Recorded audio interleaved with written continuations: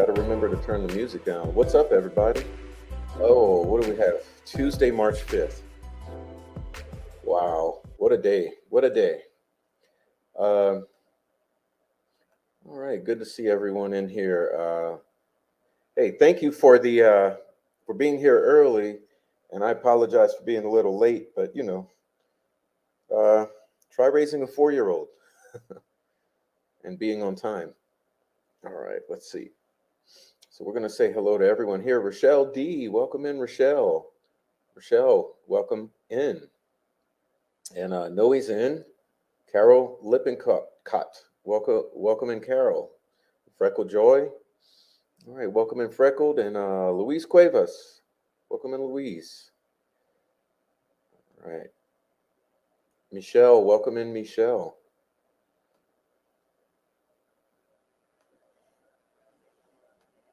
All right, let's see.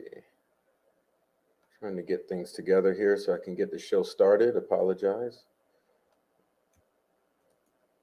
All right. Now, Four Pits, welcome in, Four Pits. Four Pits, welcome in. All right, who else is in here? Marcel. What up, Marcel? All right. Just to be clear for everyone, Jay's hoodie was orange, and I manipulated the photograph to turn it into some more vibrant pinkish hue, and more vibrant colors. So, yeah, I got to take credit for that one. Who else is in here? Blondie 22, welcome in, Blondie. Welcome in, Blondie. Trying to get something going here. Let's see.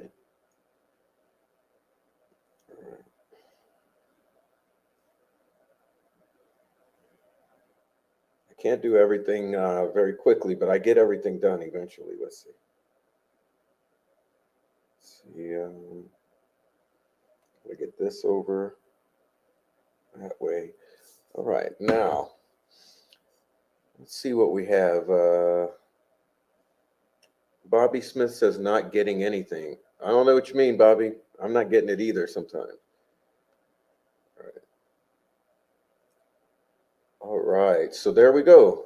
I think that's everyone in the chat. Hey, if you're just watching, go ahead and jump on in the chat. Hey, it's my brother calling me.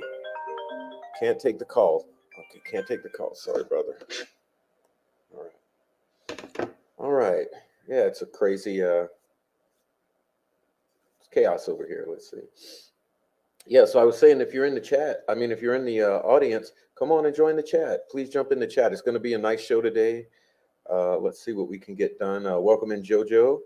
Welcome in. And all right, so a lot of tasks that I have to perform on the fly here to do what I want to do. Let's see. First of all, we're going to say, hey,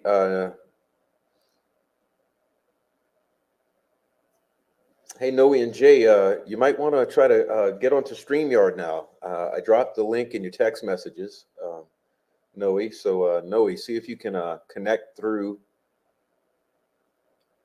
the link I sent. Let's see if that works. But, oh, welcome in, Diamond Eyes. All right, JoJo, Diamond Eyes, Blondie 22, Rochelle, everyone's in here. Four Pits. All right. Now, I got a couple awesome announcements. Look, we have a very special guest coming on with some really interesting information this week. You're going to be really glad to see him, and I'm not advertising it before. It's going to be a surprise special guest, so get ready to have a wonderful time. We're doing a 3-part show with my special guest who's coming. We're going to be doing a 3-episode interview with my special guest, and I'm working on getting all that together. It's a little much with the logistics to get all this going, especially in a 3 episode series. But I'm getting my buddy together so that I can bring him on, and we're going to do a 3-day episode or a 3-day interview presentation, and you're going to be excited about that. Another thing I'm very excited for. Let me see if I can drop this link. Um, now I'll drop this link here. I have created a site for my photography, and I'd like to invite everyone to go over there to my site. It's called the slash prof, uh, or is it a dash? The dash prof dot pixels.com. And when you go over there, what you're going to see is it's like you can go click on it now and go check it out. It's some of my best photographs from Delphi. Uh, it, presented in a way that you can purchase prints. Okay, so you can purchase either straight up prints, you can purchase canvas prints, wood prints. Uh, I shopped around for about a month to try to find the best provider for you guys in case anyone would like some art from Delphi. So, like I said, I took some of my best photographs from Delphi, put them up there, and I'll be updating it. But over here in the profpixels.com, prof.pixels.com, check out the link here. I'll put it on the screen. You'll be able to go check out some of my photography and artwork, and hopefully you love it. All right, so today, let's talk about today. Today, what we have for you, you might have seen in the thumbnail. It's we have retired Master Trooper Jay back with Noi, and what we're going to do is quite a lot of discussion about the spirit box. Okay, so this is what you do. You take. This has been a long process. Okay, so we're going all the way back to this summer. So it's a lot of ground we got to cover tonight, and hopefully you guys can stick with us and really understand what's going on. But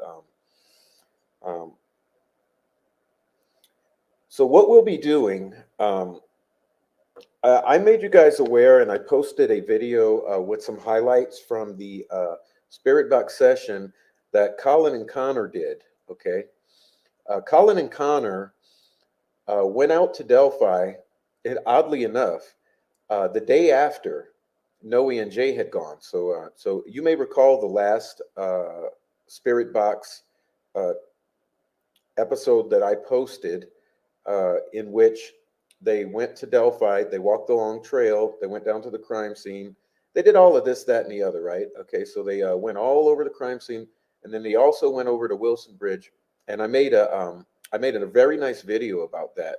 And that particular video, in case you're interested, let me tell you what it's called. It's called Noi Jay and the Spirit Box: A Visit to Delphi. Okay, so this Noi Jay and the Spirit Box: A Visit to Delphi. It was done a couple days before the 7th anniversary of the girls' murders, and oddly enough, okay, Colin and Connor went out there the very next day, and but interestingly enough, they went at night. So they did a nighttime session over on the High Bridge, and in the most recent video I released regarding the Spirit Box, called the Spirit Box Sessions Checkmate Delphi, featuring the Paranormal Files, I highlighted some of their session there, and you may remember going all the way back. We had a couple other videos from Noi and Jay's other sessions, and those were both at the crime scene and at the Wilson Bridge. So we're going on now quite a number of sessions out there at the trails at Delphi. Now, what the purpose of today's show is sort of to go back and talk about some of those sessions, but even more importantly, hold on a second, please.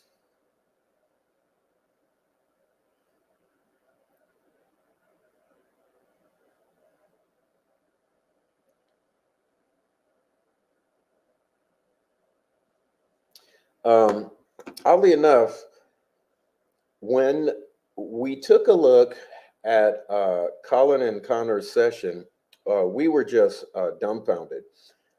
The reason being that Colin and Connor session pretty much repeated a handful of key concepts or terms uh, that had already come up for us and for Noi and Jay in the previous sessions.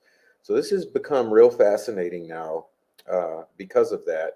And so what we're going to do today, we're going to welcome Noi and Jay in, and then once they get settled, we're going to attempt to watch this thing together. Okay. And once we get to watch it together, we're going to be commenting on it and trying to explain to you. And so if for anyone who hasn't seen any of that, it doesn't matter because we're going to go back over. That's the purpose of going over it live in front of you today. And if you've already seen it, this will just be icing on the cake. And this will be recorded and posted later so that you can take it all in. Okay. And for any of the fans of the Paranormal Files, a Colin and Connor show, we want to welcome you over to the Prof and the Prof True Crime. Over here, we primarily discuss Delphi, but we have a high interest in the spiritual aspects of all of this and justice for Abby and Libby. And so we want to welcome you over here.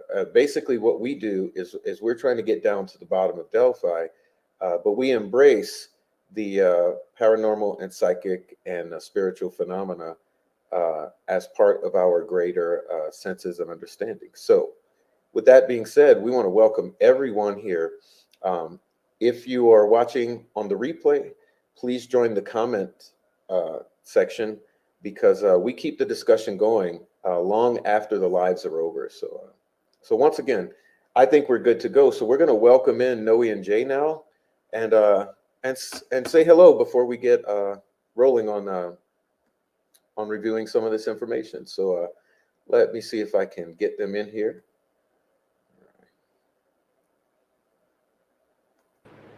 Here we go. All right, Noi and Jay, let's see if we hear you. Can we hear you? Test 1, 2.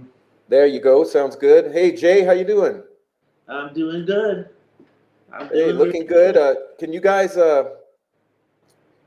let's see. Any way you can scoot a little closer or to the sound so we get better sound? Not that direction. Like this? Like closer? Well, just to get the sound a little louder. Yeah, there. we have an issue with our sound, but we're trying our best. How's that? Okay. Just use my phone. Oh, how's that? Is that better? Yeah, we'll just try to ask you to speak up a bit. Yeah, we will. We'll scream. Yeah, because we can hardly hear you too. All right, so I want to say hello to everyone who's joined the chat here. We got a bunch of people have jumped in the chat. Thanks so much for jumping in the chat. Keep that going, and we're going to focus on the conversation here, but then we're going to address the chat in a minute. So let's see. So Jay, did you have an opportunity to watch the Paranormal Files Delphi session out there? Yeah, I did. And it was really good. I liked it. It was nice. It was really good. They pretty much stayed right there on the bridge. But it was cool seeing them use that spirit talker, that spirit box. That was pretty neat. Yeah, Noah, I know you saw it. We talked about it, right? Yeah. I was pretty impressed with how the similarities on the whole process of the use of the spirit box, how similar it was to our experience. Mm-hmm. And to see it from two other different people, it was pretty amazing. Mm-hmm. Mm-hmm. Yeah, I felt that it was very interesting, considering what you and Jay had already picked up on going out there a number of times. Mm-hmm. Yeah, it was. It's a really good tool. I've had really good luck with that, as far as like going to other locations and stuff like that, and getting real strong direct communication um, from spirit. And so it's a really good tool. I like it, and I have some other ones too that I want to kind of try out as well. Um, but as the weather gets nicer, I'm going to go to some different locations and do different things around Indiana, like some haunted places right around here in Wabash. Yeah, it's going to be fascinating to see, and I'd be interested in your other devices or whatever else you end up bringing on out. That'll be interesting. Yeah, I think it's what I hope to do is maybe include a little bit of the history of the places, a little bit of the history. So you're not just you know doing ghost stuff, but you get to see a little bit of Indiana. You get to see a little bit of Wabash, and it kind of makes it a little bit more interesting if you understand um, what the history is of that haunted location or whatever. Yeah. Well, we've all been just so fascinated by Delphi, and Mm-hmm. it was very interesting what I noticed at the beginning of their episode when they were walking up the trail towards the bridge. I remember them saying how it was just the feeling there was so odd, Mm-hmm. and I felt that same way. But it was funny because for me, it wasn't necessarily walking the trail. It was once I got down on the ground near the creek. Boy, the coldest feeling hit me. Like, Mm-hmm. yeah. So I Yeah. understand it. I understand what he was Yeah. speaking about. Yeah. It does. It seems different. The first time I was there was a month after, like 1 month after the girls were found, and the feeling was really heavy. You could really sense the trauma that had taken place there. I really believe that when something like that happens, um, like a crash or something like something very tragic happens, unexpected like that, that residual energy. I think it stays there for quite a while. That you can really feel that energy of whoever was involved in that trauma, and so it really felt strong like that. But the few times that Noe and I have been out there, it's different. It's there's a sense of reverence about it when you get close to the scene where they found the girls and things, and um, but it's a different kind of feeling. It's more of a at peace kind of feeling where it wasn't. It's not so fresh. It's not as like it feels like the girls are more at peace with what happened. That they know what happened. A lot of times, I guess the spirits and stuff like that. The spirit might not know that they've passed or whatever. But in this case, the last few times we've been out there was more um, like when we saw the cave, when we found the cave and stuff. I just got this sense of joy over me because it felt like someplace where they went to have fun, like it would have been a hangout for the kids. So it's just a little bit different energy than the first time. Yeah, and I resonate with that because for me, it didn't feel like a traumatic place. It felt like more like a graveyard. I noticed when I was walking down by the creek and all over, it was this big feeling of like a perpetual stillness, almost like a graveyard. It felt like Mm-hmm. hollowed and just still, but the sense of death or just Yeah. a heavy feeling, but not like the trauma like you mentioned it the way that it felt in Mm-hmm. the first month or so, but it Yeah. definitely a strange feeling, and I couldn't imagine being out there at night. Even the guys on the session, they mentioned we'll hear them mention it where he said it's almost kind of scary, at night because you think of what happened and you're so far out there and you don't know there's people still walking around who are responsible for this. So, Yeah. yeah. Yeah, it's like Noe and I were talking earlier about um, it's almost like a sense of like we're missing something. Like the girls want to show us, they keep trying to get us to look. That seems like a theme every time we go with the spirit box out there, is that they want us to so desperately see something. Like we're missing something, something key that's right. Um, it said one time the spirit box said to look below, Yeah, or yeah. just different things that it's like, and I get the feeling like there's unfinished business. Like Me there's, too. Me too. And you know, I know there's a lot of skeptics out there, and I get people and they come and yell at me and all of this, but and I understand it, and I understand it, and in most cases, uh, I would say 9 out of 10 times it's not going to be anything with most cases, most people, and most events. But what I've been feeling in in watching you guys go out there and listening to the what it said, and then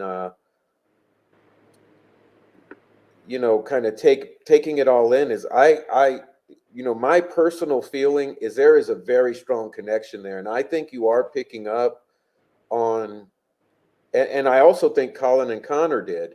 I think there's a very direct connection that from communication from the girls that's coming through, and it's my feeling, I'm a believer that it's highly dependent on the individual, you know, who's out there, and that how you're out there and what type of feeling you have, like, so that you might be an open, you know, doorway to these communications. But I just feel like you and Noe and Colin and Connor, you're special people. You ended up out there and kind of tuned into it, whereas many people would go out there and nothing, or they yeah, might just get random noise that has nothing to do with these hmm crimes. But I feel like we've been getting some things, and that's the thing about this recent trip that they did, which was just one day after you guys went, is that there were a lot of repeated messages, especially the repeating of the name Benjamin.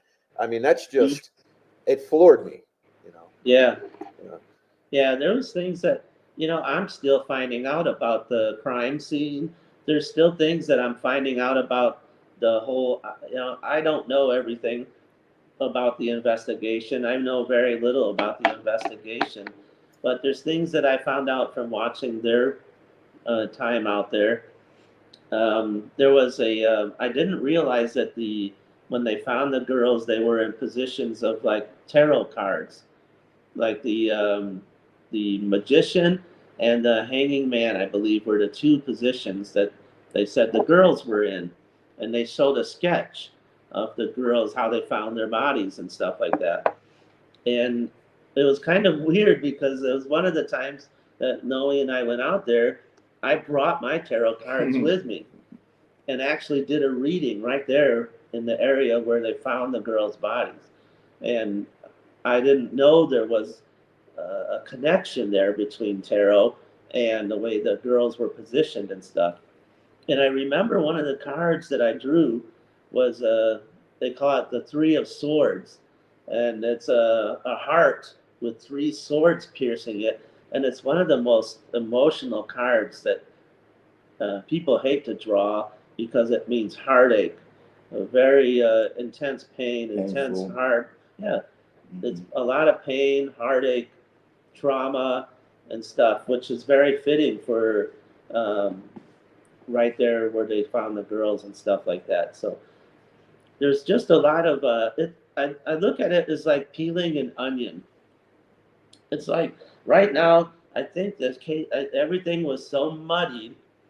I think right now, I think it's we're like peeling the layers Layers. of an onion. Hmm. That it's just it's kind of distracting.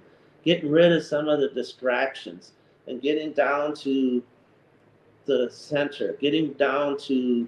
I think if we stay with it, it's like unfinished business that you don't give up, keep going out there, and eventually, I think we'll see what we're supposed to see. Yeah, and I look at it as an aid too. It's like with all the criticism, I say, well, what harm can it do? I mean, this is an interest of ours. We're being honest about it, and even if nothing productive comes, what harm can it possibly do? I mean, yeah. So Agree.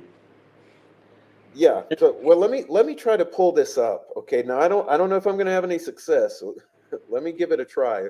That is. He's gonna try and show us the video, I think. Okay. Yeah. Let's see. In the meantime, Shay Watson says, take the box to the DCFS. That's the old building. Noe, can you explain to Jay where that is? The CPS building. Yeah. Remember when we go into under the bridge and across where you used to park, the CPS building where you used to park. The building is gone, and someone is suggesting on chat that we take the box there, park there, and for maybe do a reading there or a session there.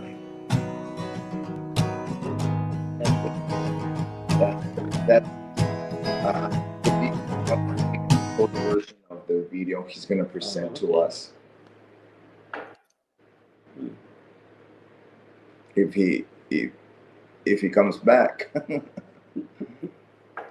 Okay, let's see. Let me see if I can get this to a place. I'm on the fly here. Rituals out here in these woods. Okay, you guys ready? Yeah. All right, what I'll do is I'm going to stop it periodically. Mm-hmm. And if you guys want me to stop it at any spot, just wave your hands up or something and I'll stop it. All right. And we'll do a real quick run through of this. And when I hear things that are really reminiscent or similar to things that YouTube have picked up, I'll stop it so we can recall some of those. All right, so let's go. Blondie's asking us a question. We'll make sure we answer Blondie 22. Very isolated back here. We're in the pitch black. There's no lights. There's two things I want to point out real quick. One, coming out here, it made me think, and it's eerie, if those guys really did have a part in this crime, the two men who are not under arrest, and they were doing rituals out here in these woods, it's kind of frightening to me that we could possibly run across somebody out here deep in this forest area. So that's just an honest, genuine little bit of anxiety it gives me because we're way out here. Second of all, these woods and this forest has an indescribable energy that I can't even begin to convey to you guys online. And I'm not just saying this. Walking up here, I kept telling Connor, it feels like you're walking into hell. The way the trees are bent over and your light only extends a certain amount until it's pitch black. I mean, anytime you're out in the woods at night, it's obviously, unless you're like a hardcore camper, then people are gonna roast me and say, it's calming. To me, it's a little freaky, but out here, it just has this, it has a feeling. It's just heavy, and it's a dreadful feeling out here. It's really unlike any other forest we've done. It's just a sad, but an extreme anxiety from me. Not feeling 100% out here. Connor? I don't know. This place, like Colin said, it's got a really strange vibe to it. Anytime it's like a crime against children, I feel like it's just a completely different energy.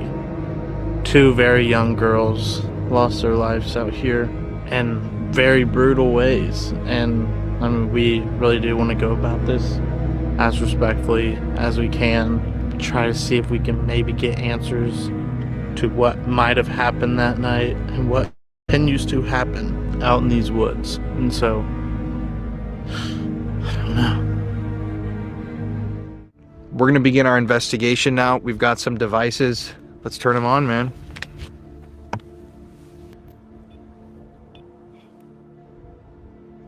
Are you rolling? Mhm.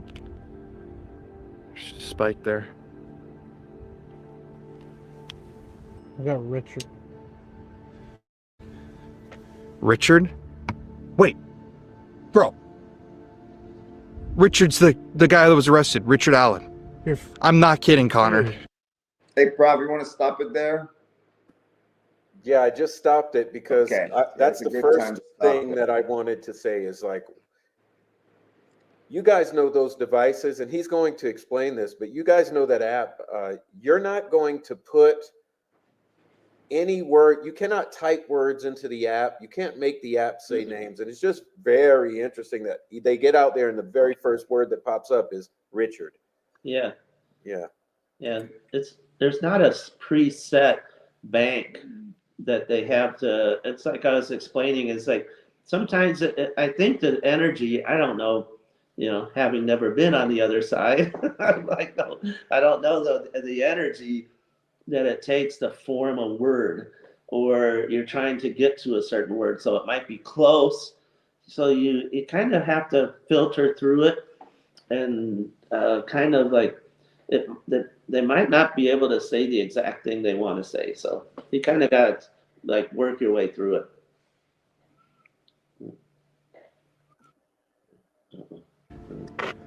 Hold up, I'm gonna verify that right now. It is. Dude. Okay, guys. Richard, the first. Oh page my on god, Spirit bro. Box. I got like full body just now. Dude, what? Actually, though. Like, what is that, dude? Oh my god, bro. I'm actually like, what? Sacred ground. This is where they're doing the rituals. I know. Okay, so I know there's gonna be people watching our videos for the first time. We use these devices. These are phone apps. They work the same as ghost hunting devices like the Ovilus that you see all the time. They record basically energy fluctuations, put it through an algorithm, gives you a name or a word.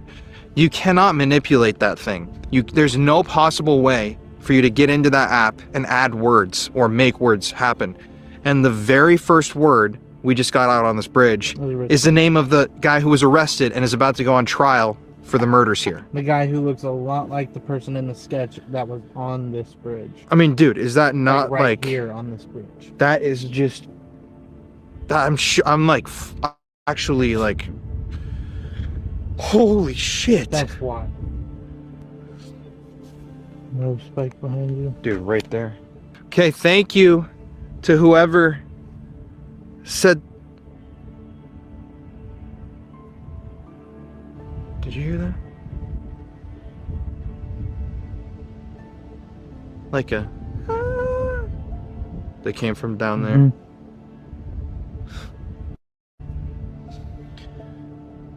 I think we might have heard your voice.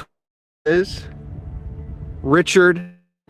Thank you for telling us that Richard was involved and that maybe they treated this as sacred ground. Sickness took me. Bro. I'll stop it there because that phrase really interests me there, because Cygnus is also the name of a constellation, you know, and that every time I replay this and I hear it, it makes me twitch when they say Cygnus took me. Well, sometimes too, it's like when Noe and I have been out there, you might get something because you have to remember there's a cemetery right there. Right, And right. a lot of times we might not know if that's spirit that's just passing through. It could be somebody that we're getting from the cemetery.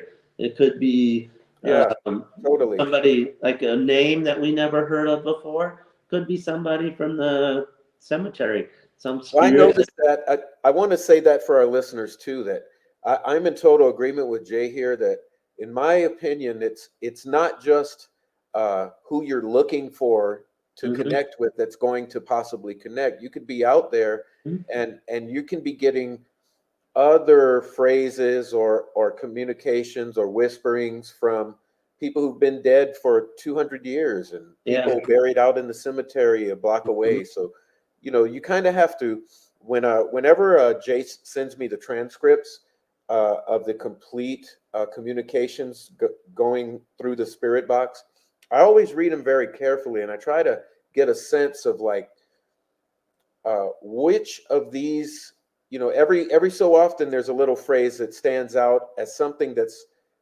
probably not Abby and Libby. So I put it to the side and I say, okay, well that seems like something residual to someone else at some other point. I agree. Well, it's like the sacred ground. Um, I've gotten words and things about somebody saying that they've been there for 500 years or something like that. And Yeah, then, exactly. you know, it could be a spirit of somebody that was there for 500 years ago. You know, I don't know that. And so somebody could be just trying to reach out. So Right. you're right. You got to kind of filter through it and see what pertains to you, Got it. what pertains to what you're doing right then. And there's the sacred ground thing. I remember right after this happened, I was still working the road with the state police, and it was around Valentine's Day, and I thought that was kind of unusual that it happened right around Valentine's Day. So I searched any kind of occult or things like that with Valentine's Day, if there was some kind of significance. And I did. I found stuff where I can't remember right off the top of my head. If some of the listeners or viewers or something Google it, occult practices or whatever in relations to Valentine's Day, and I was getting stuff where, like it was like sacrificing a virgin or something. It had to do something with oh, I can't remember, and I can't even remember the name of the group that was doing these. Hmm. But it was an ancient thing to do on the eve of Valentine's Day. Hmm.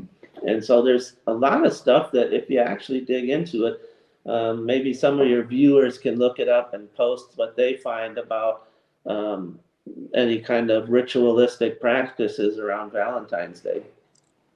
Yeah, yeah, I've studied that quite in depth, and it's very interesting when you tie that into the Odinism. There's a whole thing, but Mm-hmm. you know, you may not be aware, but Jay, but my whole theory is that Delphi itself, the city of Delphi, there or the town, I Mm-hmm. think it is an ancient sacred place pre-white man.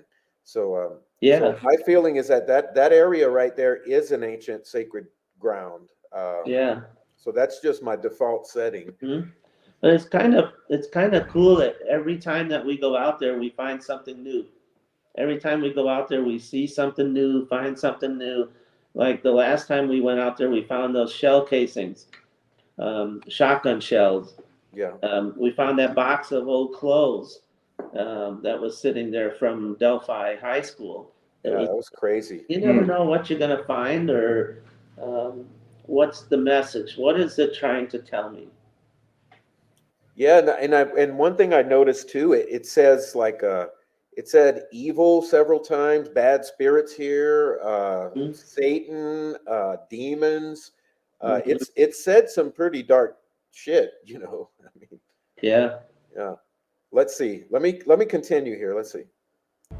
That was a like footstep right there. Did you hear that? Yeah. That was like right at this tree, right by us. I want to state to everybody online too, we are the complete opposite of trying to sensationalize anything here. If you see us get surprised or shocked, it's because genuinely. That was a hard.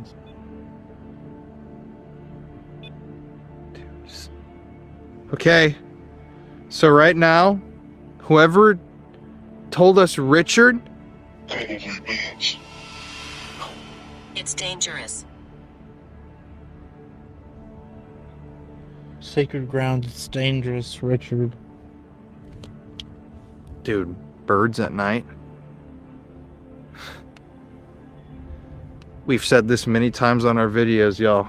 Birds at night, it's an old myth. Leave here. Dude, that's so sad. It's like somebody who was hurt here saying, it's dangerous, please leave. Richard is crazy, bro. That's crazy. The first word is the main suspect. Can you identify who you are to us? We have a little bell down here too. If you want, you can come tap on this bell and show us that you're here. Whoever's here, we just want to speak with you. We're not coming here to harm. We're only bringing good energy with us We just want to figure out what happened to Abby and Libby out here. I don't know if you know what's happening right now, but a man named Richard, like you already said his name, he's been arrested for the crimes. We want to know if that's true, if there are more people that were involved in what happened. Right when I said that. Watching. Holy watching. Sacred ground and holy. Holy. Yeah, it's Why do you say that this is sacred, holy ground?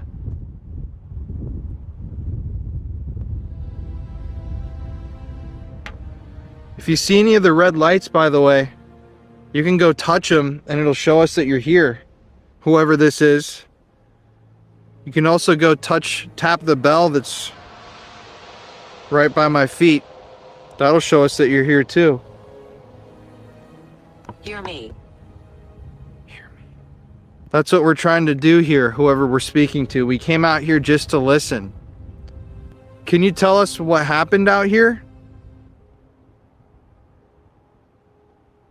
Was there a ritual done here? Amy. Amy. Don't leave us. Amy is really strange to me because I didn't expect the word Amy. Yeah, Yeah. that's when I think you're picking up on other spirits.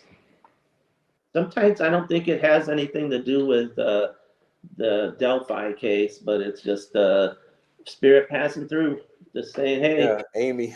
yeah, could be anybody from the cemetery, could be somebody that died in one of the homes around there." Shoot, it's just you put that. It's like putting a neon light on the front of the window that says "open." When you turn that stuff on and you start talking and communicating like that, you just hung an open sign on your door. Mm. Amy. We want to know. So, you said Richard. The rumors are true.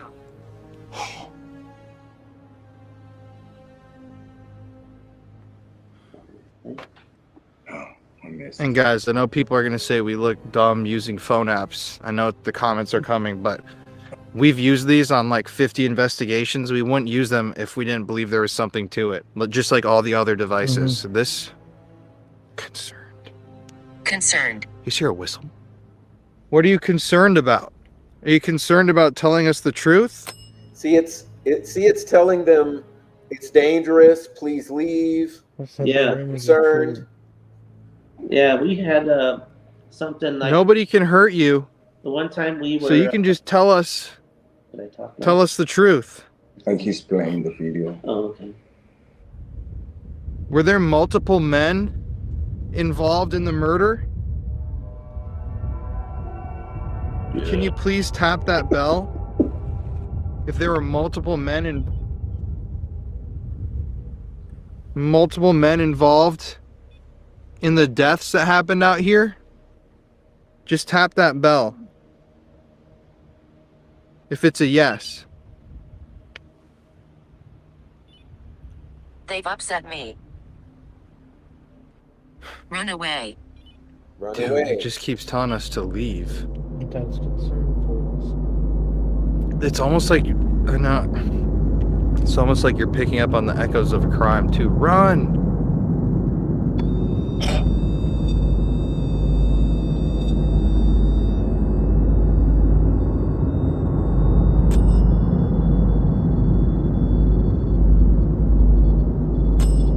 Sound. Dude, okay. I'm actually a little bit genuinely... This is so crazy. The first thing we get is Richard.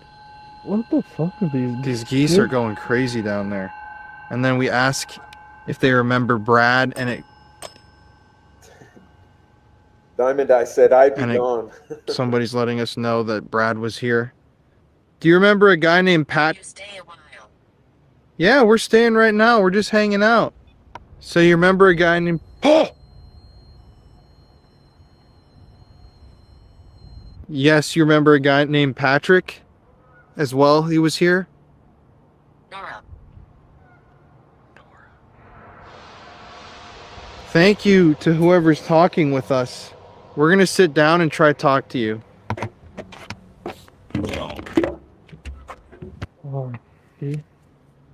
Spelled out RV. Is there RV something to is do a- with an let me RV in stop this it here. case? Let me stop it because I don't think Colin and Connor know this, but it said RV, and I could take that two ways because RV is a vehicle, you know, an RV, and that's what Yeah. they took it as meaning. But there's also one of the witnesses named Rayleigh Voorhees or RV. Yeah. Huh. So that's pretty interesting, but I'll let it keep ripping for a while because I'm trying to get through it. Okay. Did somebody involved in this live in an RV? Who are you? I'm Connor, and this is Colin. Yeah, we're just here to hang out. So, whoever's talking with us, we have this little device. Dude, somebody's like sitting down with us.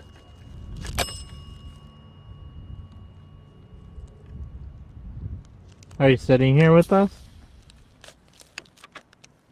Deride. Okay.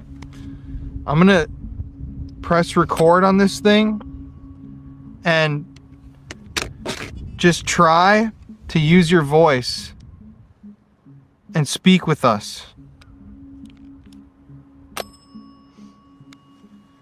Who's here with us right now? Can you say... Here.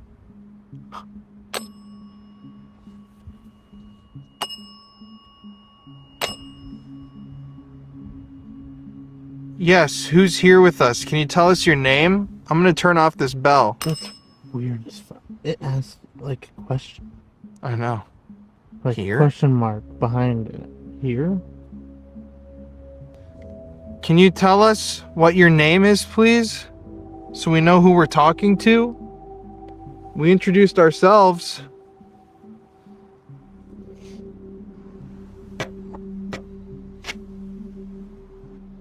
Ask me anything.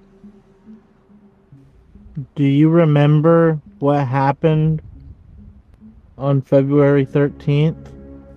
I know these are tough questions to whoever had to watch this terrible stuff happen, but you're gonna help people by answering them. Were the people, or was the man who murdered those innocent girls doing some sort of magic or witchcraft? Haunting. Oh, Fight. let me stop it there. Hunting and... That's where it says hunting, which blows my mind because he just asked a question. He asked a question, and the answer was hunting. Mm-hmm. Yeah, that was okay. fight. Was there a significance to the sticks that were laid on top of the body?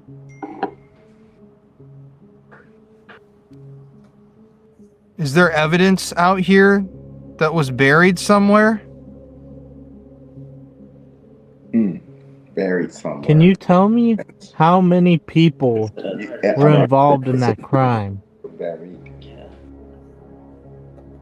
Mm-hmm. Isaac. We need to pray. Name will pop up. What is this? Did anybody ever mention... Communication. Chet or something like that? What's that noise?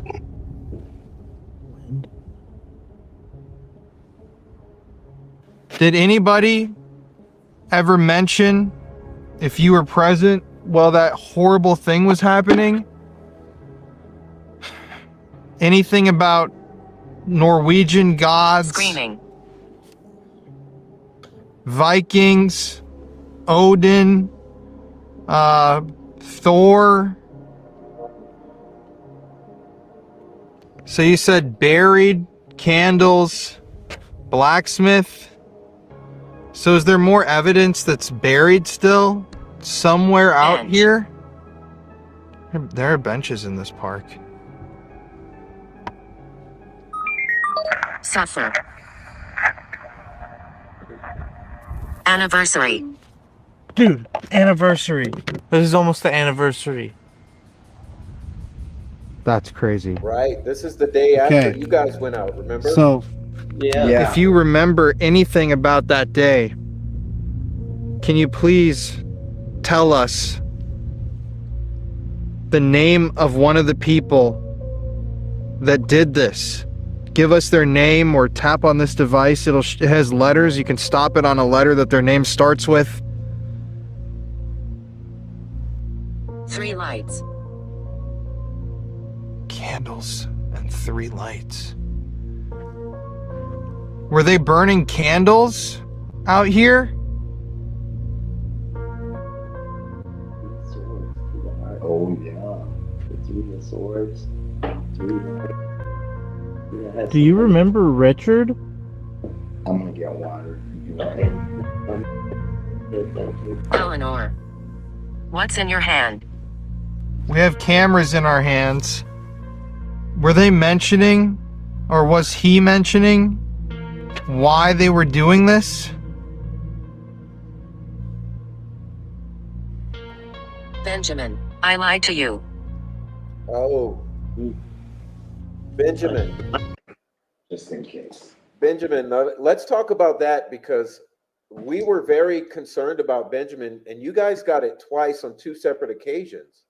Yeah. Yeah, which is Joe. Would you speak about that a minute? Because I just want the listeners to understand that you clearly got Benjamin on 2 separate occasions. Yeah. Yeah. There was a time when Noe and I were talking on that bench, and it popped up Benjamin, and that was the feeling. I mean, I guess he was one of the sons or somebody that was living in that house across the street, if I remember correctly. And it's just, yeah, what are the chances that the name Benjamin would pop up? Or that, like when it said 3 lights, we were just talking about that tarot card that I had was 3 swords, the 3 of swords. So maybe the number 3 has some kind of significance or something. I don't know. Maybe Yeah, there's, well, at some point it mentions that there are 3 victims at yeah, some point. Yeah. there's the 3, for some reason, the number 3, and that's what we meant. Like you were talking about how you have to filter through what it's trying to say. Yeah. It's not perfect. So you kind of gotta like, okay, what is it trying to say about 3? And it's it, yeah, Let me say that in terms of the name Benjamin, when Joe and I were sitting on the bench and the name came up the first time, okay, we didn't know. Okay, at that point, he was explaining to me his story about visiting the bridge, and as he was leaving, he was called to the Mears property, and a son of the people who invited him there was moving out. Okay, so when we came back to Wabash, and I started asking, I asked like Julie Melvin, I asked several people if they knew of a son of this family who was, who lived there. And that's the first time I heard the name Benjamin, and that was the son. So when I talked to you and Joe, I was like, hey, remember that we heard the name Benjamin at the bench? And then that's how we associated the name Benjamin with the son who was moving out. And then we later find mentioned that he was was his name. a firefighter. Yeah, and we find out that was his name or is his name. That's And then you guys returned at a later point, which was just was it a month ago or so? February. Yeah, so about a month ago, you guys returned, and sure enough, as you're about to go down to the crime scene, it says Benjamin again. Right. mm-hmm. And And then then you'll hear a little later in this clip here, a little later, it says Ben. Mm-hmm. So Yeah. yeah, I mean it's What are It's the just, odds that it's going to say Ben now 4 times yeah. to 4 Some- different people? Sometimes on it's the real obvious things it's right in front of you. And I'm sure it's like that with this, whatever we're missing is right in front of us. And it's like, sometimes the simplest, the most obvious thing is what you need to see, what you need to find. Who's Benjamin? I agree with you, Joe. Was he involved? See, I think that's something that you would really have a good feeling for because of your career in law enforcement. You would have experienced before these incidents or these times when something was right in front of you and you didn't even see it. Mm-hmm. Yeah. That's why it's so good, these cold cases, these cold case teams, because it's putting eyes on something new, fresh set of eyes looking at something new, fresh, like it just happened. A lot of cases get solved that way because they go in a new team of eyes looking at it and realize that they missed evidence or they didn't follow up on something. So I think that's what's really important about not stopping and going out there again is it's a fresh set of eyes. You know, it's you can't you can't let your ego get the best of you. And that's what happens in some cases is sometimes that people, investigators or something, they let their egos get in the way of a really good investigation. My favorite investigator had the name Columbo. I don't know if you ever remembered a series about Columbo, Yeah. but he was just meek, humble, quiet. People took him for granted, took him like, but that is the kind of thing where the people with the fresh eyes, no egos, just go out there and take in whatever you get. Mhm. Did these men ever mention Norwegian stuff like Thor or Odin or some sort of magic?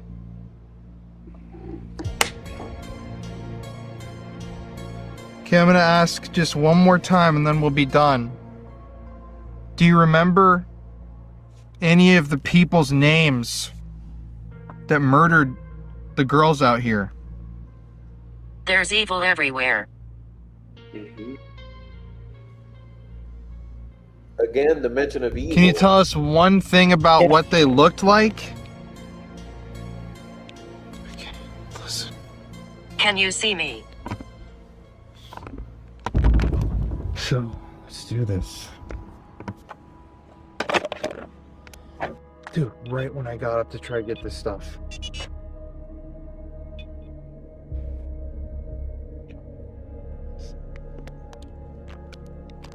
So I'm gonna put the blindfold on now. I'm standing with my back to the bridge and just let's try to figure some of this out, man.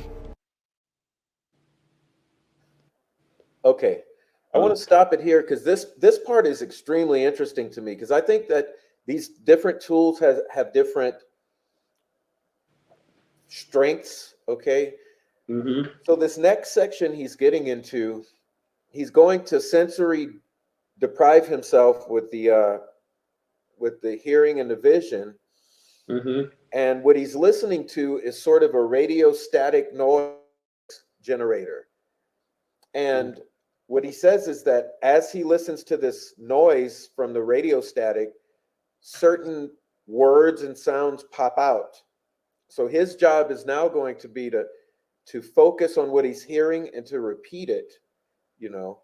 And what I noticed in this section that we're about to hear is that whereas all before it's your standard kind of back and forth communication, I believe.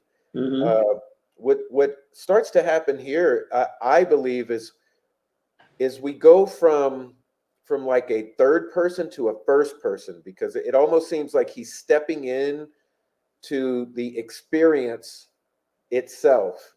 And you may notice when we start to watch this next section, instead of getting like names or back and forth and questions, it's almost like we're getting glimpses of the moments that led up to these murders. Like it's sort of like we're getting these glimpses of the activities itself, and this is very this part right here. It kind of disturbs me somewhat every time I listen to it.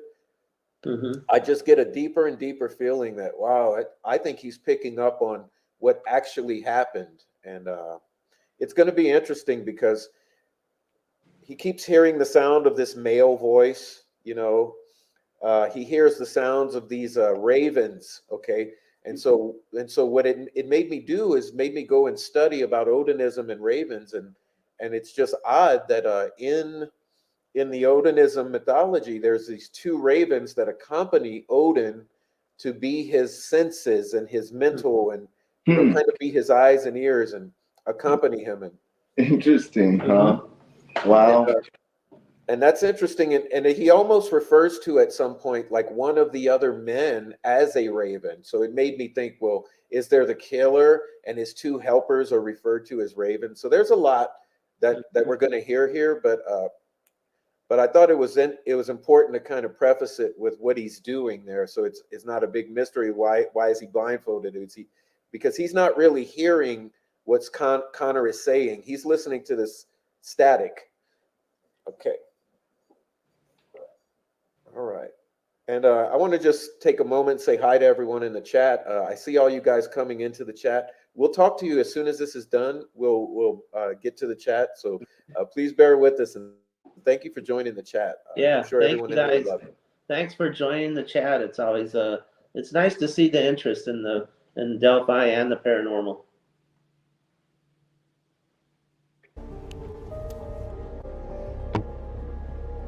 All right, to whoever we've been talking to. Okay. Let me stop it again. At this point, everyone should turn up because you got to turn it up pretty good here. I would highly recommend turning it up and listening closely. We want to get some answers. Windy. Yes, it is windy up here. We want to know what happened on the night of February 13th. Do you remember that night? Mm-hmm. You do remember? I'm hearing like a. It's so weird, dude. It's musical, like a horn, like. Like, yeah, I've never heard something like that on S. Just like. Do you remember the girls? Mm-hmm. Keep hearing like this weird musical, like. It's. Dude, it's so weird. And then like a little. What's this music about? What are you trying to show us with the music? It's a celebration. What are you celebrating? Oh, I just heard a. Woo! Success. What was the success? It's like a deep man voice that's like. Who is this man?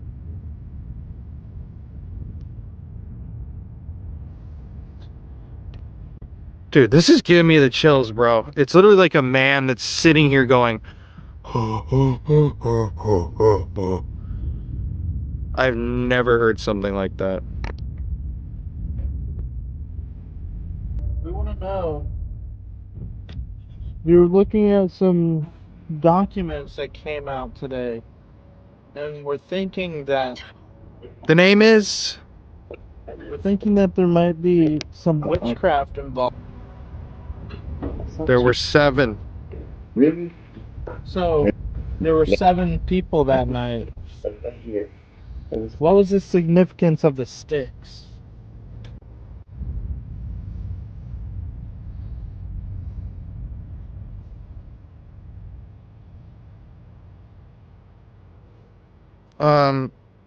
Ava or Damon or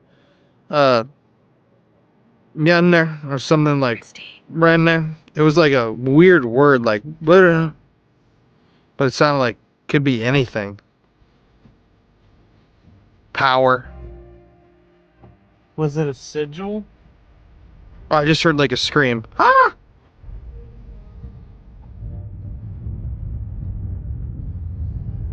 Can you tell me if Richard was involved? Clapped. Hmm.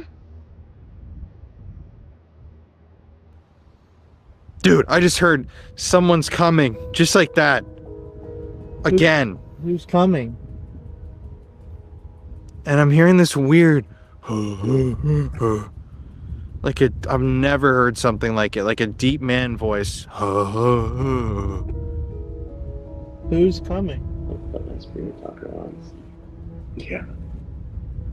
Here. Go for it. With the beard. Who's here? Somebody's here. Who's with the beard? Who's here?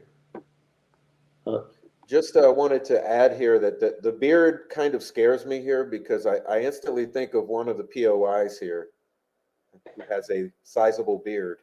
A who? Oh, person of interest. Okay. Mhm. Yeah. I'm Buried. weird. What's buried? Yeah, no, Okay. weird. You just said weird. Can you tell me what's buried?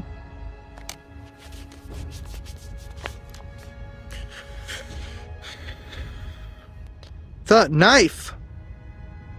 The knife is buried. Is it around us? Is it close? Pretty. Hmm. It's pretty. Can you tell me why the girls were killed? Dude, this vocalization is so eerie. It sounds like a deep man voice going. Hoo, hoo, hoo. Random. Who is this man?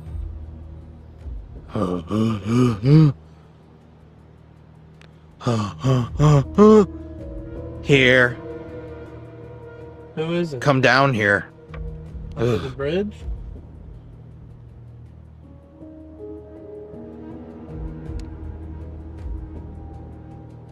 He told me. You want us to come under the Them. bridge? Ben? Who's Ben? The Raven. This isn't really making much sense. Can you tell Can't remember. Can you tell me who the man is? Or at least tell me what he looks like? Emerge. A bit shorter. He's a short man? God.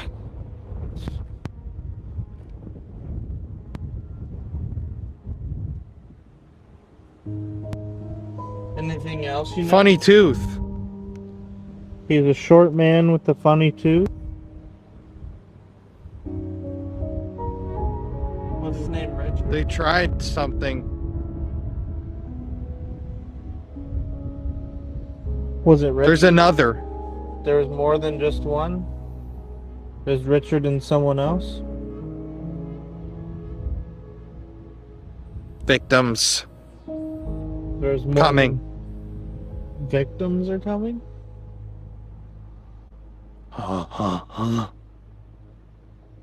Oh, dude, I just heard a very eerie voice. Follow me. I'm not gonna follow you anywhere. Help.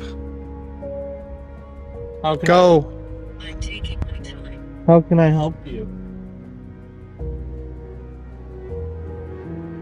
How can I help you? Right down there. What do you want me to do down there?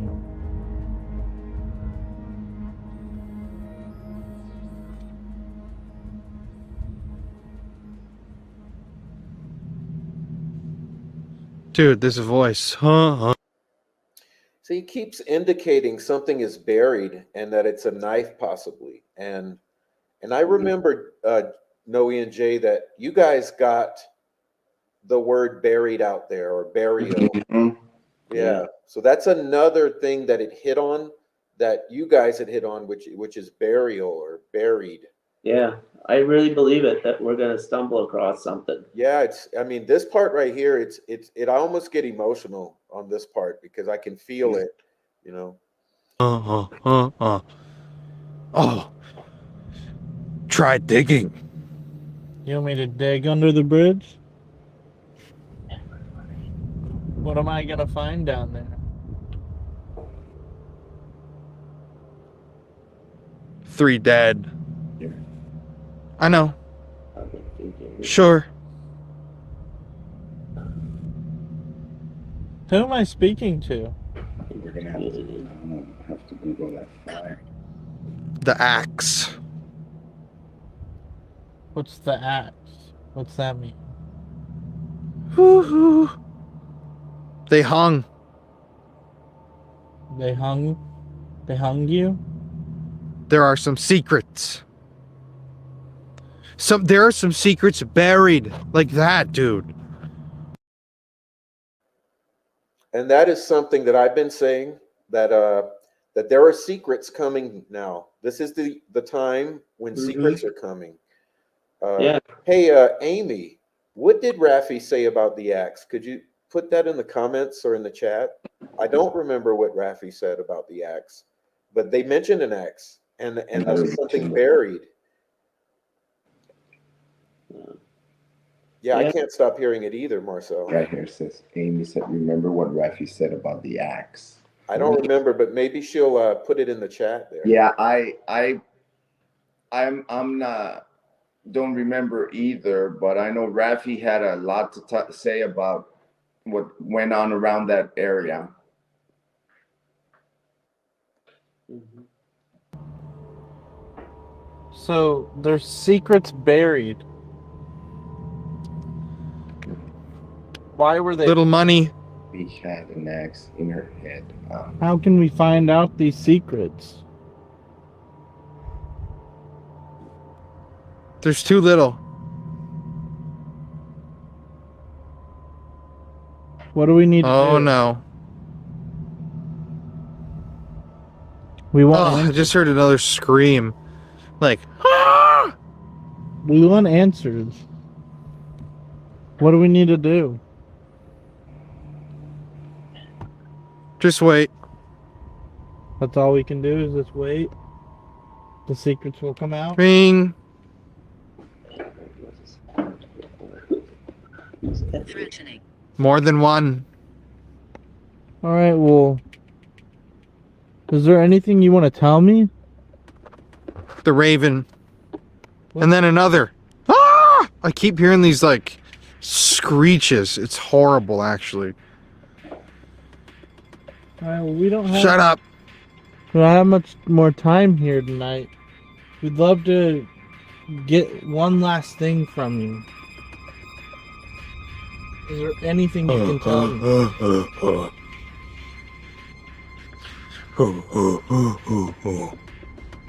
That's exactly how I'm hearing it.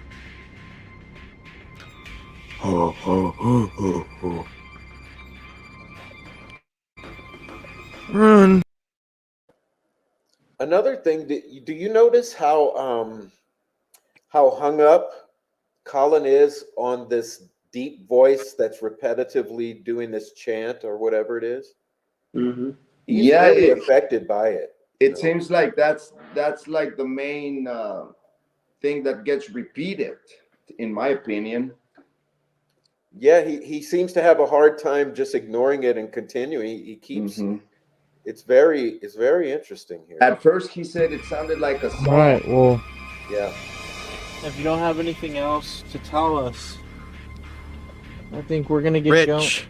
We're gonna get going. We're gonna come back tomorrow in the morning to come say goodbye to you guys. Is there anything else you would like to tell us?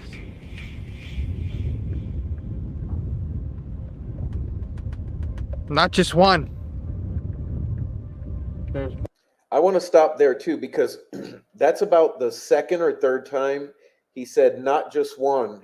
I think he just a minute ago he said more than one. Mhm. And now when Connor says, "Is there anything else you want to tell us? We're going to leave." Then they repeat it and they say, "Not just one." Yeah. Before we joined the stream, Joe and I were going over the scripts from the previous trip, and there's one clearly says many involved or others involved. Mhm. Others Yeah. involved. Yeah, and even the prosecutor, Nick McClellan, at one point said there were other parties. Mm-hmm. Yeah. It's There would like, have to be. There's no way that one person could commit those crimes. There's no way.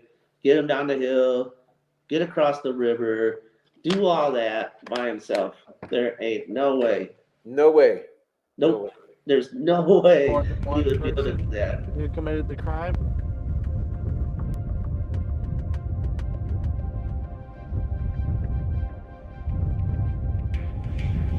Come back, don't stop. Oh, come back, don't stop. Come All right. back, don't stop. There's 2 minutes. Who was talking? All right. Well, it was really good talking to you, whoever you are, or multiple Thank you. people. I wish they would. Mm-hmm. I wish they would Let come them back. know that they were here. I would like to see them too. I like that. Yeah, it's me. We're gonna come bring you flowers. We really appreciate you talking to us. The candles. Again, the candle. Something with the candle, bro. I don't know what that is, but it was a man that said that. We really appreciate you talking to us.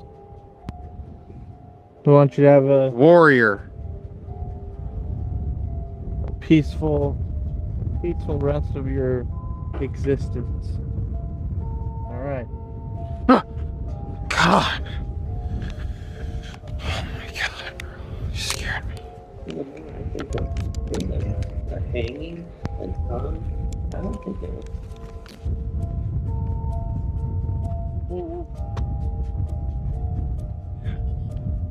Any of that makes sense? Some of it just kept saying their secrets, they're buried. Yeah. Someone wanted us under the bridge. But not really much more. I'm interested to go edit this and see what all was said and Yeah. research it and see what I can make sense out of that. Leave. Leave. Again, it told you guys to leave when you were at Wilson Bridge last time. Right at Yeah. the end, it said, "Please leave. It said, "Let us rest." Let us rest." Yeah. So it might be, and there was another part of this I was watching where it said, "There's other evil," or "There's other." Since they said something when they first started that, and it really made me feel like, why are you so interested in this? There's other crimes. There's other evil in the world. Why are you so focused on this? Why are you bothering us? That's what I felt when I was listening to that. But it might take. I've in my little experience in the paranormal is that it takes a lot of energy for the spirit to do this, and that's why sometimes the lights will drain, lights will shut off, batteries will die, is because the spirit is sucking that energy so that they can communicate. And so maybe that I'm thinking that towards the end, they're just it's probably very exhausting Yeah. trying to cross that void. So, saying, "Let us rest." It's not like being like, "Hey, we hate you, get out of here." I think it's just that that's all we can do for today. That's what they're saying. Yeah. I Mhm. agree. And All right. We're sorry we Oh. have disturbed you if that's what you want. We're going to pack up and leave. We're going to come back tomorrow and bring you something, whoever's been here speaking with us this evening. Thank you for taking the time to come talk. Hopefully we got some good information so we can try help figure out what happened here. makes sense. All right. So But we'll be back tomorrow. That it? so that's it. So Okay. one of the final things too that really touched me was the message.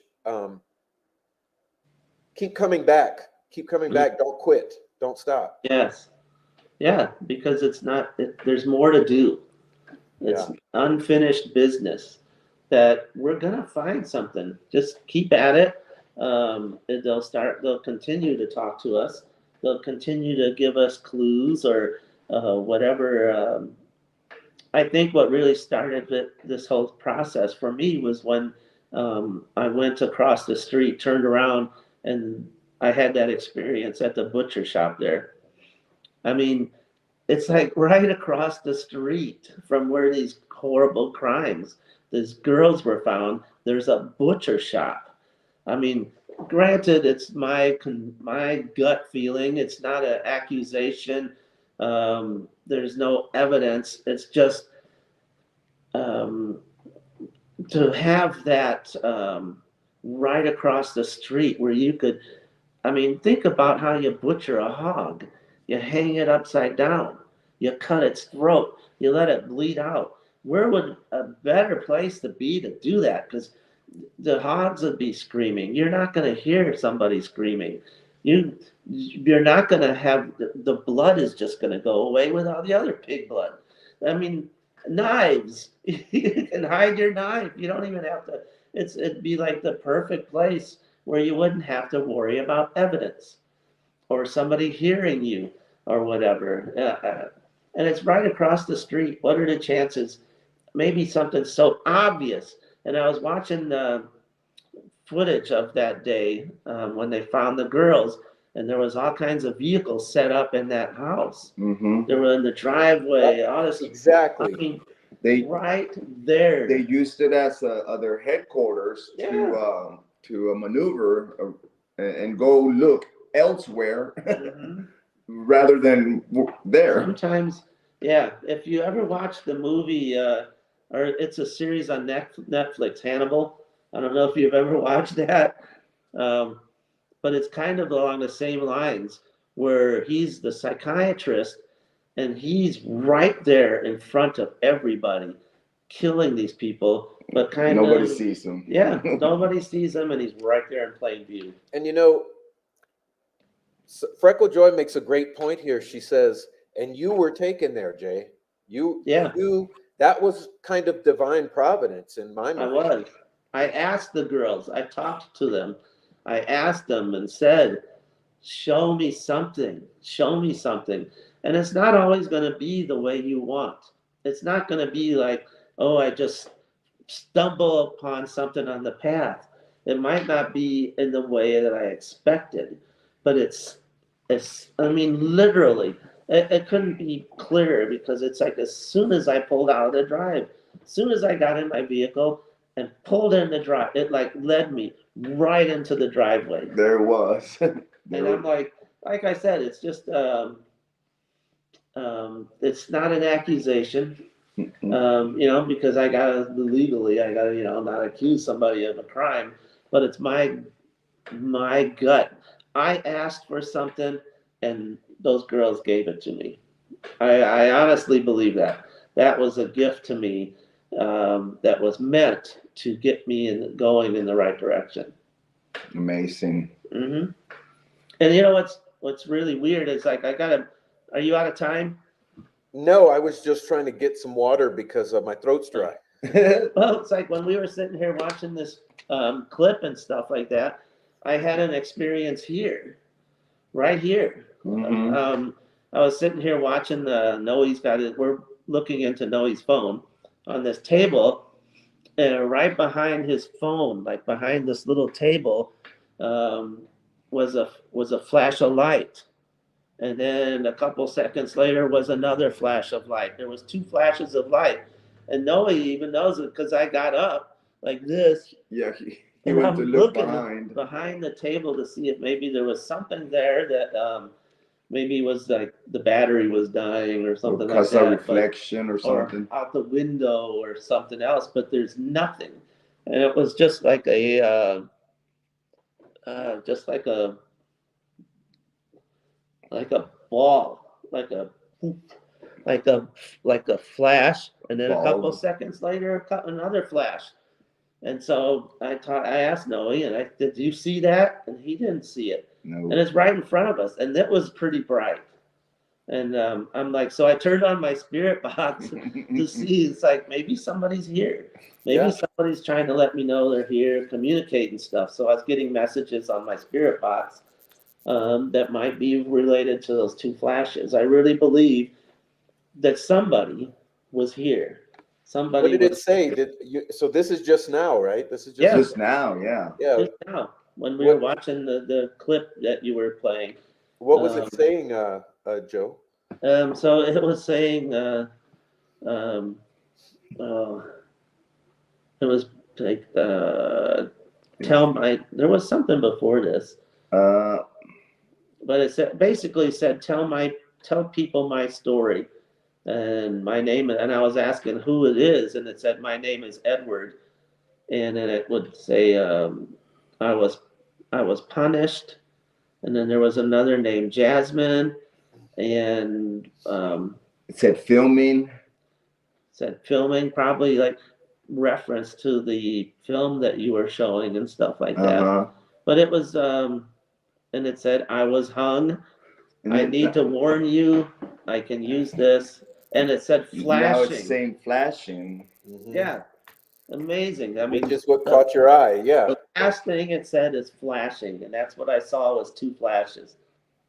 And that's what it means, is just trying to put this together later and see.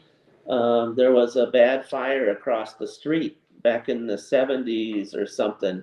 Across the street, a house, Noe was telling me that a guy set the house on fire and killed his whole His family. children. Mm-hmm. Right across the street from my building. Mm-hmm. It's an empty lot. Yeah, so it could be related to that.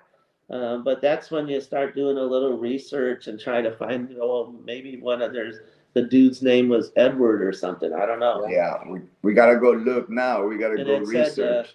it said the children are listening. That's what it said. Yeah. Wow. Mm-hmm. Well, let's see. I have I'm gonna look just so we don't miss too much. Let's see. So Oh, sorry. I'm going to go look back to let me do this. I'm going to take it way back to this is September 30th is, I believe, when you guys went there Mm-hmm. first time, maybe September 30th. But I'm going to I'll just repeat some phrases that I think are highlights there. So so it asks what is in your hand, Yes. which is funny because it's what it asked Colin and Connor. And then it asked, no, and then it said sacrifice. Mm-hmm. And then in the same minute, no, I'm sorry, a minute later, or within a minute, it says Benjamin. Okay. And then a little later, 7 minutes later, it asks, what is that device? Yeah. And then it says later down the road, it says saw torture, Yeah, which I that's- took to mean that it witnessed that whoever's speaking here says they were tortured. Mm-hmm. And then Yeah. a little later, it says gash, Gash. Yeah. That's, I believe, the girls. I believe it was one of the girls saying that she watched the other one get killed. That's what I believe, that she saw the torture, that the That's gash what it felt like to you. Yeah. to the throat, stuff like that. What else did you say? Was the Well, there's another here that I'm seeing that says he's dangerous. mm, The forest is home. mhm, I'm in the trees. Please believe us. mhm. And then a funny phrase. It says brazen bull. Yes. And if you enter the trail system, Hmm. it's not a bull. I think it's a buffalo. Buffalo. but there's a brazen buffalo, but to a kid that looks like a bull or a buffalo. Yeah. Yeah, yeah. Wow. Um, and Yeah. it says, that- "Please believe us." I And then I and looked then- up brazen bull, and it was actually a torture device from the Middle Ages. Was right where called they light the fire under. Yeah. Yeah, exactly. And then at a later time it said breast ripper. Yeah. Breast ripper. Mhm. Now, when it said breast ripper, Joe, that made me think of your 3 tarot cards that you did down at the crime scene. Mm-hmm. And I felt that when I saw those swords in the heart, it made me Yeah. think of a knife in the heart or an arrow in the heart or a gunshot in the heart. Like, and this Mm-hmm. is saying breast ripper. Yeah. There's another that says tongue terror. Hmm. So that was from your very first encounter out there. Yeah. Really crazy shit. Pardon my language. And now I want to just go through some of the most recent ones because remembering this was a day separated from Colin and Connor's that we just watched the day before. Mm-hmm. It says so some of the phrases, try to go in order. It says there's many others. Many others. I lived right here, impaled. Okay, what are your names? And then again, it says Benjamin, a demon here, bad spirit. And listen, please don't stop, which is very similar to what it told Colin Yeah. Yeah. to come back. You know, Come don't back. quit. Come Yeah. back, right? And Come so back. one of the last things it said to you, it said unfinished business, Mm-hmm. and it said terrible, burial, Mm-hmm. Lucifer. And you don't know what Lucifer means. Like when they said cave, that literally wasn't a cave, but it looked like a cave. Right. Maybe Lucifer stands for something. Maybe I'll see something that will remind me of the devil, or maybe something's called like Devil Creek, or something that might be pointing us in the direction of whatever is buried, whatever. And look here, Precascent says here that breast ripper was also a torture device in the Wow. Middle Ages. Maybe there's something by that buffalo. I don't know. Maybe that holds a clue. I don't know. Oh, I don't and know. wow, have I to just check it forgot out. what I was going to say, but let's see. Oh, Louise says it's also a torture device, but AKA Radar says for 3 coffees for your work. Thank you for the super chat, Radar. Thank you for the super chat. Radar came in late in the show.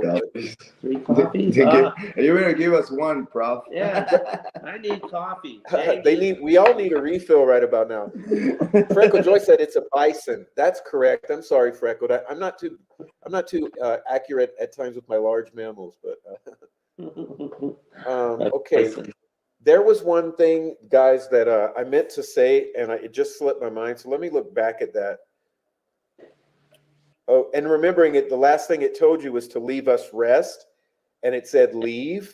Leave. Mm-hmm. And then it said growl. There was a growl. Mm-hmm. And odd, then it said 12. And it's funny to me because my theory has always been that we're dealing with approximately 11 to 15 individuals in total. And the fact that it said sacrifice, it's evil spirits, demon.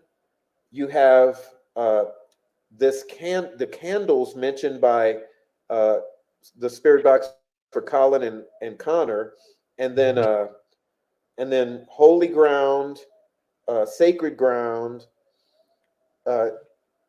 If you think about the whole plethora of English language and all the words at the disposal of these devices, if it were randomly putting out words, it's very odd that it keeps coming back to this concept of sacrifice, Mhm. torture, murder, evil. Butcher.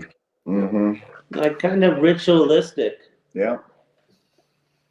Yeah, kind Yeah. of ritualistic and stuff.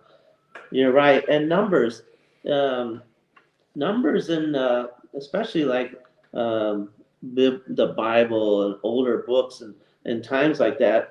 It's almost coded sometimes. The numbers mean something. Numbers are symbolic.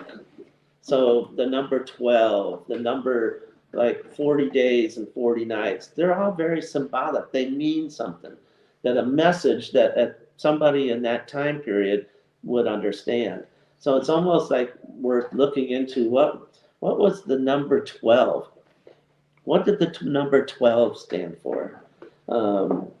Because it was just like the 12 apostles, 12 people. There might not have actually been a 12, but the number 12 meant something that people would understand. So maybe that number 12 that, like you said, came up, maybe that stands for something. Yeah.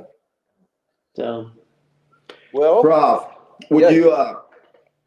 would you like to share with us the interaction that you had with these two guys via email?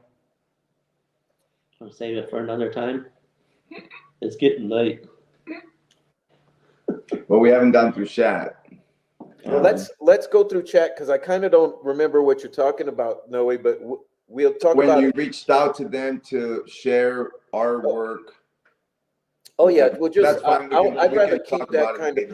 private, but I will say this, that when I watched this episode with Connor and Colin, it touched me so much that that I immediately sent an email over to them, and I just let them know that I was touched by it, and that you guys had previously done a couple sessions, and we had some similarities in the messages, and so I sent over the sessions, and then I asked them for the permission to share There you go. some of this, and say, hey guys, would you mind if I shared some of this with my audience, because we are highly interested in this aspect of looking at the murders of Abby Williams and Liberty German, and they graciously, I got to thank Colin again because he graciously agreed. He said, of course, and he was very interested in discussing it. So we now have an ongoing line of communication here where we're discussing, and we'll be able to continue to discuss this with these guys. And who knows, there may be a time if they're ever back around Indiana when you all four could get together. I mean, that would be. We just said that, and thank you for sharing that, Prof, because that's where I was trying to get, that you would share that with the audience and with Joe, because Joe didn't know that you had contacted them. Where'd he go? He's there. He just switched Oh. screens. Okay. He's probably drinking water. Yeah. Thanks for Yeah. thanks for sharing that, because Joe didn't know that, and maybe the audience didn't, and that was all I, was hoping that the audience could hear that you have. Yeah. So we're developing a relationship with the Paranormal Files, who is Colin and Connor, and I love the guys very much. I gotta say to you guys, and I meant to say that towards the end, because I gotta say that Connor's gentleness really it really touched me when I was watching him, his commentary throughout, but especially towards the end. We can tell that he's not as into every single detail of the case like some of us may be, but just his spirit was very touching to me, and I think that just like with Joe and Noe, that any response or receptiveness you're getting from the spirits of the girls or anyone, I think it's due to like the gentleness, and they have to feel comfortable. It's just like any child with an adult. If an adult is intimidating to the child's not going to speak. And I think it's the same with this, where if you guys go out there with this gentleness and this Respect, kind of honesty, that they feel it and they know that they're safe to try to relay things to you. That's awesome. True. Okay, let's get this chat going. Yeah, Prof. so I'm going to get into the chat because I just saw one that I wanted to start with. So let me go. Let's see. I just saw one. And you know there's a million, so let's see. Okay.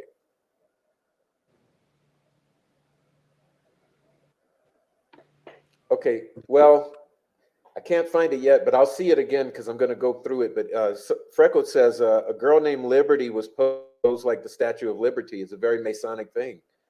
You know, I agree that her posing is very liberty-like, and you could even bring it further back in time and call it Columbia, because the Statue of Liberty is sort of a echo of Columbia.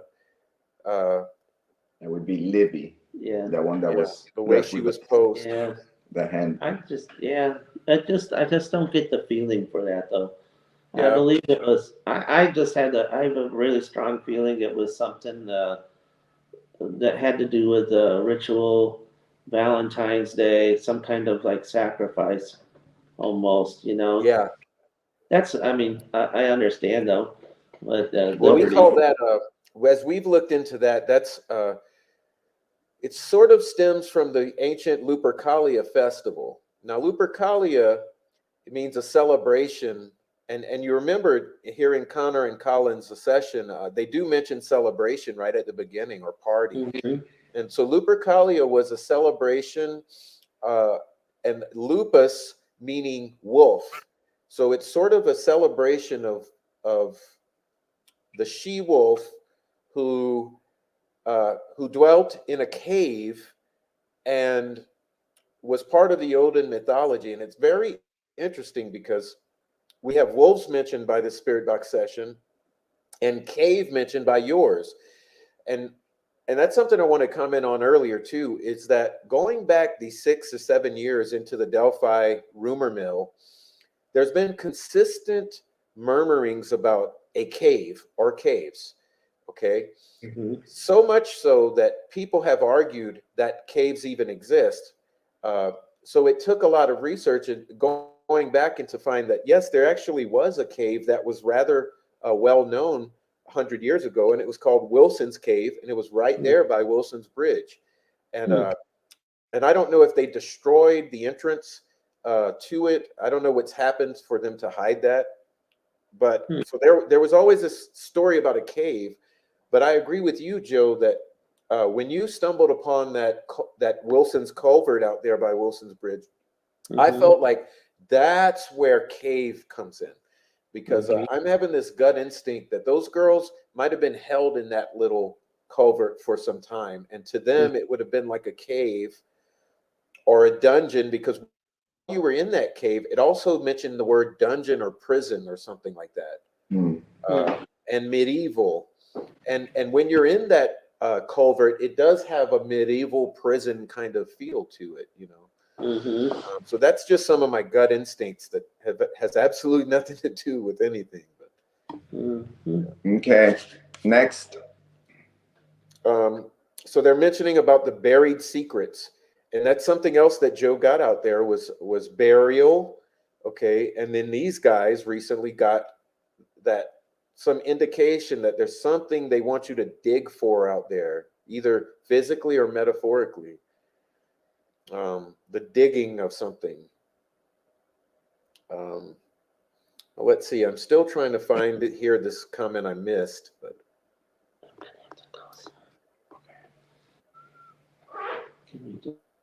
all right.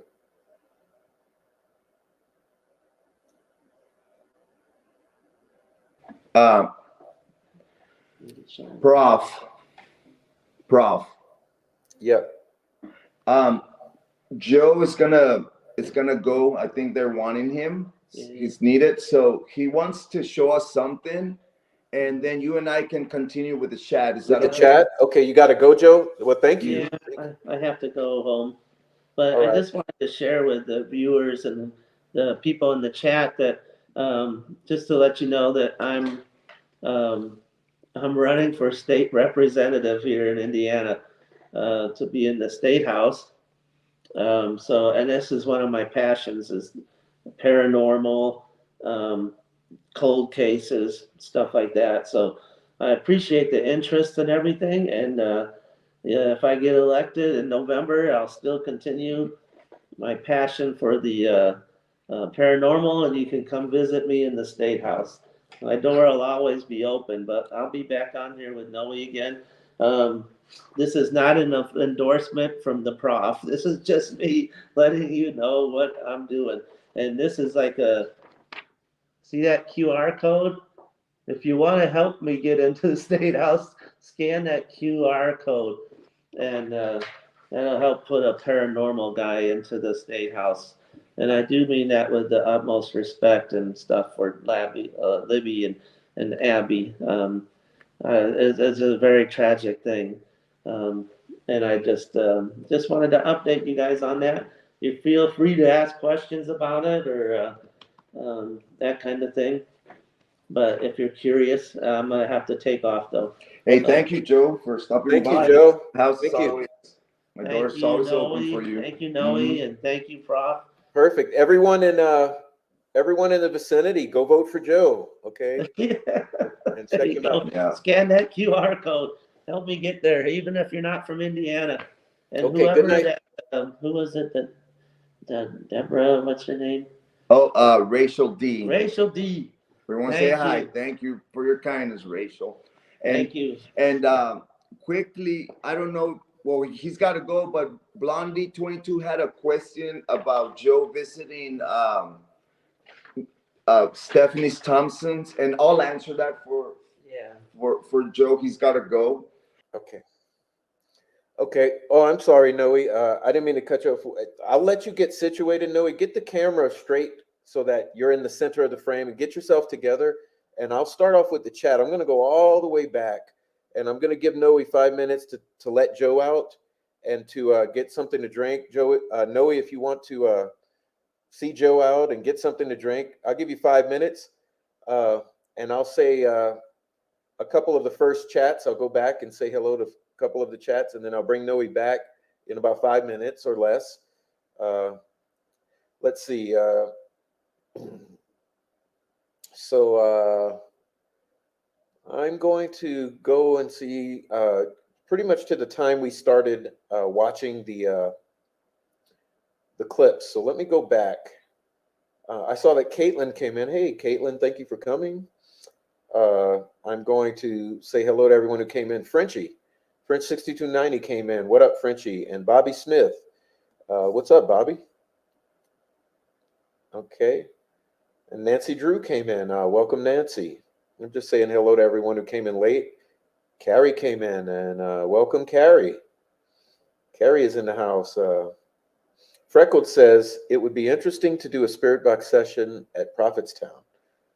Well, hey, hopefully when Joe rewatches this, he will see this comment, and maybe that will happen. I know he's going to be doing more. All right, let's see. Freckled says, I'm interested in one of the first voices of the first sessions that says this, we've been here 500 years. That's an old mad spirit. Okay. Yeah, we've been here, or I've been here 500 years. Right.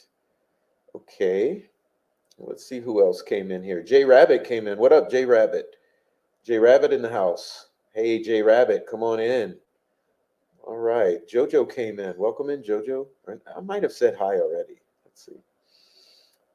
All right. And thank you again, Shay Watson, for the super chat. That's very nice of you, Shay. Thank you very much. Okay. Yeah, we'll be talking about Stephanie Thompson's because basically the plan is, guys, that and I'll wait for Noe to come back. I know he really wants to talk about it, but Joe and Noe will be going to Stephanie Thompson's, and that'll be great. Let's see, Caitlin, Jay Rabbit, Frenchie, all the guys that came in late. Thank you so much. All right, and now's a good time to ask you all to hit the thumbs up. If you haven't already, hit that thumbs up. And I want to remind you that I put some of my artwork, my photography from Delphi, uh, up for sale. Let me put it back here again for you. So if you go to this link here, you'll see some of my artwork that's available in it. There's many wonderful mediums that you can get it in, as a poster, as a framed item. You can get it printed on canvas. Just there's a plethora of wonderful formats that you can get that art in. So go take a look at the art. And if it's something interesting to you, I really did my best with the photography, and I'm very proud of it. So hopefully you go take a look and just check it out, and hit that thumbs up. And if you're on the replay, please hit the comment section up, because although you can't be in the live chat, unfortunately, but you're watching the replay, join the comment section, because we keep it going in the comment section. I try to respond to every single comment in some way. All right. Now let's see. It looks like I think I'm in a good place to start here. So as soon as I see Noe back, I will add him.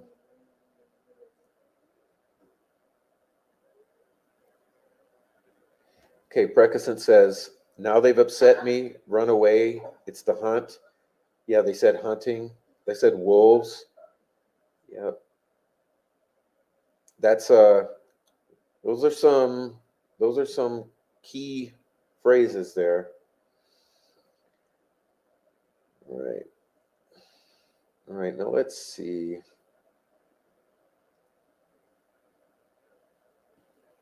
Freckle Joy says, does anyone remember Snay saying Tony's dad used to take him to clan meetings?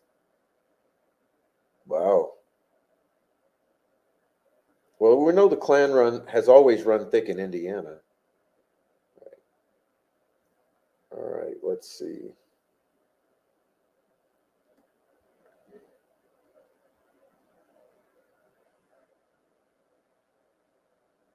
All right, I think we're in a good space. Let's see, I'm going to start here. Let's see. All right, there's Noe.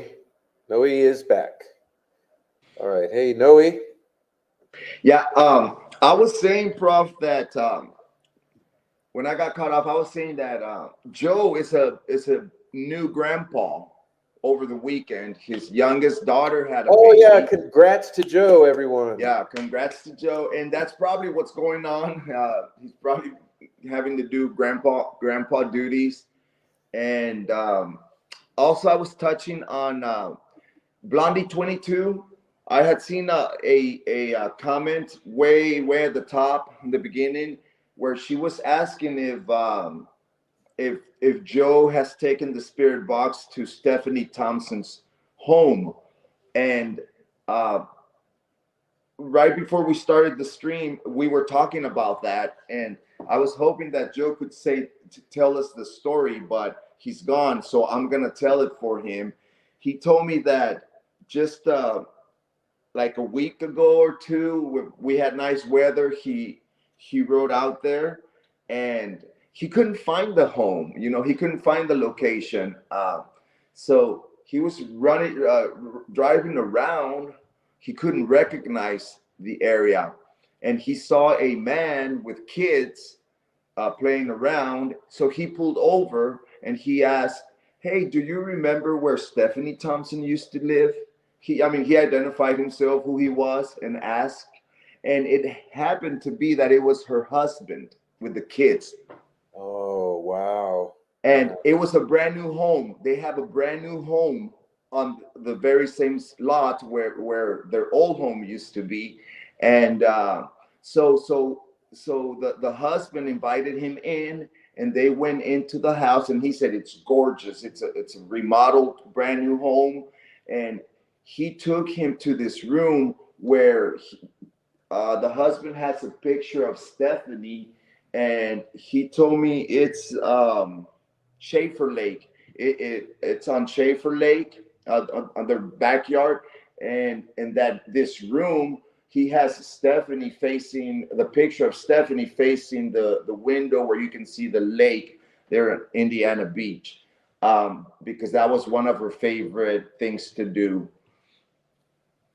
So that's the story in terms of Stephanie Thompson's home, but we haven't taken the spirit box there.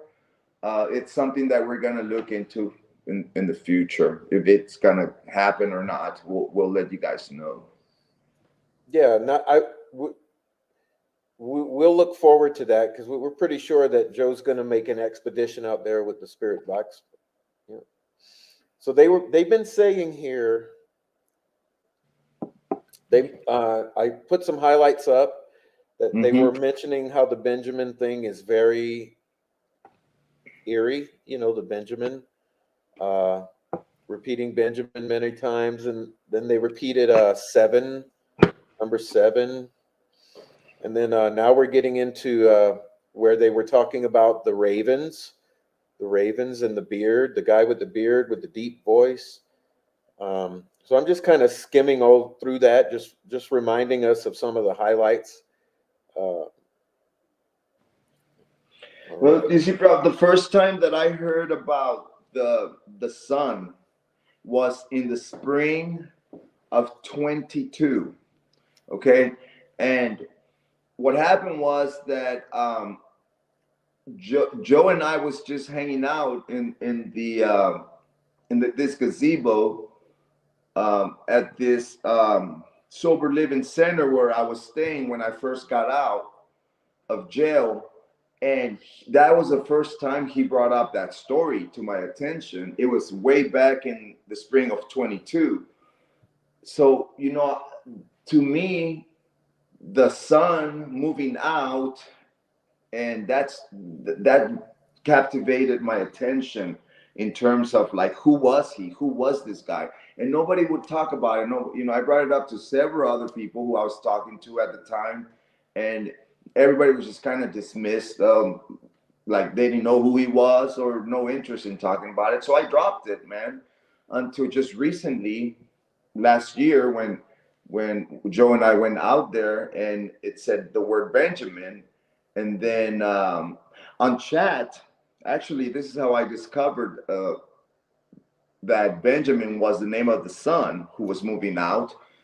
Someone on chat, when Joe and I was talking on the bench, someone on chat said, "Isn't Benjamin the name of a firefighter or a volunteer firefighter?" And I asked Julie, and that's how I started doing a little bit of research and found out that the son of the Mears was Benjamin. Yes. Which is, it could mean nothing, it could be something, but it's, the whole story is very concerning. And It is. so let's see, we're almost there, we're good. Let's see, I'm trying to catch up to the chat, but Yeah, I'm go just for it. skipping over a lot, but it says okay, we pretty much, I pretty much got all the ones I wanted to. Let's see, okay, Radar says, not long before it said Lucifer, it said there's a demon here. Yeah, and that's what I was trying to say. It has reiterated several times, like demon, Lucifer, sacred, candles, holy ground, celebration. I mean, it's sort of painting a somewhat of a picture, you know, with all of those terms just kind of spread around, you know. And let's see. Louise says, people who believe in signs. Yeah, well, that's kind of how we are, I guess. And hey, they'll laugh, they want to laugh, they mock, they criticize, but it doesn't concern me whatsoever. Okay, let's see. Shay Watson says 12 draws attention to one's self-importance, emotions, relationships, and the pursuit of peace. Okay, and Precocent says, tongue terror is a heretic or blasphemer was bound, his or her mouth forced open with the mouth opener. Next, the iron tongue terror was produced. Oof. Rachel says if there's another body found, this case will crack. They kept it. Sure did seem like there was allusion to some other body, right? All right. Okay, Precascent says, Prof, I'm curious to know if they have a recording of the horn and voices. No, I don't think so, because that device he was using was a listening device. It wasn't a recording device. So I would doubt that. But I can ask. I will ask. Okay.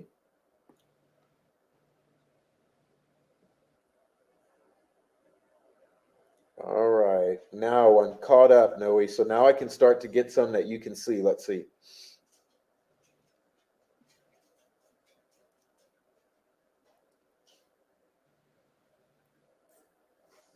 The compound number 12 is the number 3 in numerology. It's 3. It's another 3. We keep getting this number 3 going on. But oh, well, there you go. There you go. Also, there's the 12th, right? The 12th was the day that we believe they could have been killed on the 12th, or maybe one of them on the 12th. It Interesting. started as early as the 12th. Point there. Say what? Interesting point there. Yeah. Very true. Okay, let's see. Yeah, because the story kind of begins on the 12th, don't it? That's when they were texting boys and stuff. Well, like that. there's all nothing but theories, and we don't believe the mainstream narrative. So I look at it like they could have been, the killing could have started on the 12th, in my opinion. We don't know yet. Okay. Rochelle says, Wilson's Cave, if I go missing in the summer, look for me there. I've heard the entrance is covered. Yeah, you can't see it. I've tried my hardest. I flew my drone all down trying to scan for any sort of thing. But yeah, Marcel, that's the basic point that I was getting from them at that section, was that there's a secret buried. There's still secrets buried. Okay. Do you see Noe where we are? The Prof, there's a waterfall with a cave behind it by Wilson's. Julie Melvin showed pics. Big enough. No, there used to be, Radar. It's gone. And I have those pics because if you go into the museum, there's certain, you can get those pics. So I have several of those pics from a couple different sources. So yeah, there's even a photograph of that Wilson's Cave, but it's 100 years old. You know, it's different now. I think it may have collapsed, or it may have been intentionally covered over, or as the water was redirected.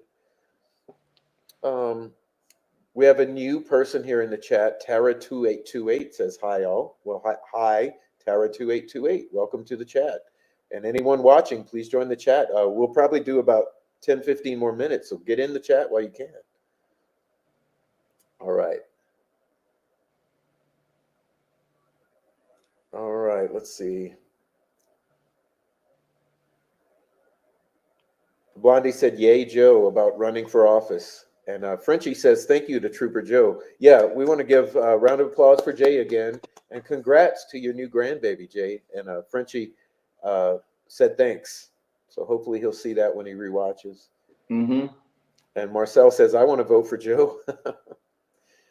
All right. All right. Shay Watson says that Shay thinks there's something that happened down at that DCS building. And a lot of people do think that something transpired there at that building. But we'll never know because it was bulldozed. Yep. Yep.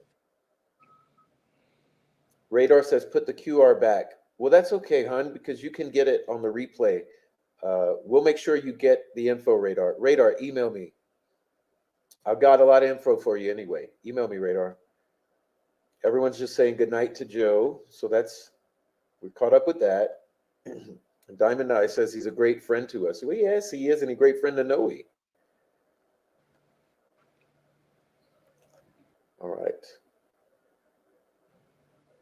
Oh, welcome in, Blessings Galore. It's been a little while. Welcome in, Blessings Galore. Blessings. Blessing says it would be interesting to see what the spirit box would pick up near Keegan Klein. So there you go. Why not go to Peru, Noe? Great idea. Yeah. Yeah, we might put that on the list for requesting Joe and Noe to go. we can go down the Canal Street. We can go down to the Nickel Plate bridge. To the bridge. Yeah, it's awesome to start thinking about Kleins. Maybe we can start to get on the trail of the Kleins with the spirit box. True Crime Skeptic, welcome in. It's been a while too. I'm glad to see all you guys. Haven't seen you in a minute. Welcome in, True Crime Skeptic. What happened to the horn, dude? Oh, I got to click on somewhere else on the screen. I don't feel like doing all that. All right, all I'm too right. lazy. Here, Guys, here's the link to my artwork. here, I'll give you. I'll use this. It's kind of like a Willy Wonka. That's a Willy Wonka sound, right? We got a angel recorder. Okay, look, theprofpixels.com, theprof.pixels.com. Go check it out. That's my artwork, photography from Delphi. If you're in Delphi, you may like some of the pieces. I definitely want one to put on my wall. I'm going to get it in canvas because I always think the photos in canvas look really nice. Okay, Radar says, Freckle Joy, only thing locals have said is that McCain tried to buy it to make it a welcome center. Instead of taking his money, they quickly tore it down. What a shame. It was in good shape. No, I'm glad because McCains are loaded, and I don't want them having anything else. Right. Hey, look, Rochelle says, I'm going to look at the art. Well, thank you for the super chat, first of all, and thank you for checking out the art. I'm very happy with my photography. But keep in mind, I might take 100 photos to get the one. But I have a lot more photography from other years that is not necessarily Delphi related. So I will be adding some of my other photography to it where I find appropriate. Freckled says, do you know why the state wanted to tear it down so bad? Yeah, because it's probably of evidentiary value, in my opinion. It's pretty infuriating that it was torn down. All right.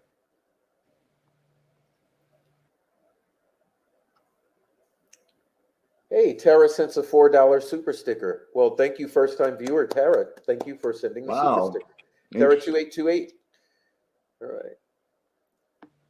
The location of the CPS building is very questionable. Yeah, I mean, something could have transpired there. It's a shame it was torn down, in my opinion.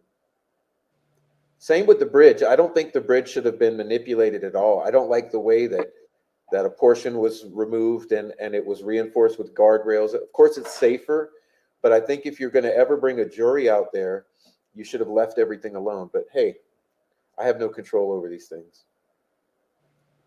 Oh, and so they were giving congrats to Joe for the baby, for the grandbaby. Oh, Grandpa Joe. I've seen the photo. It's the most adorable thing, but we're going to keep that private. Yeah.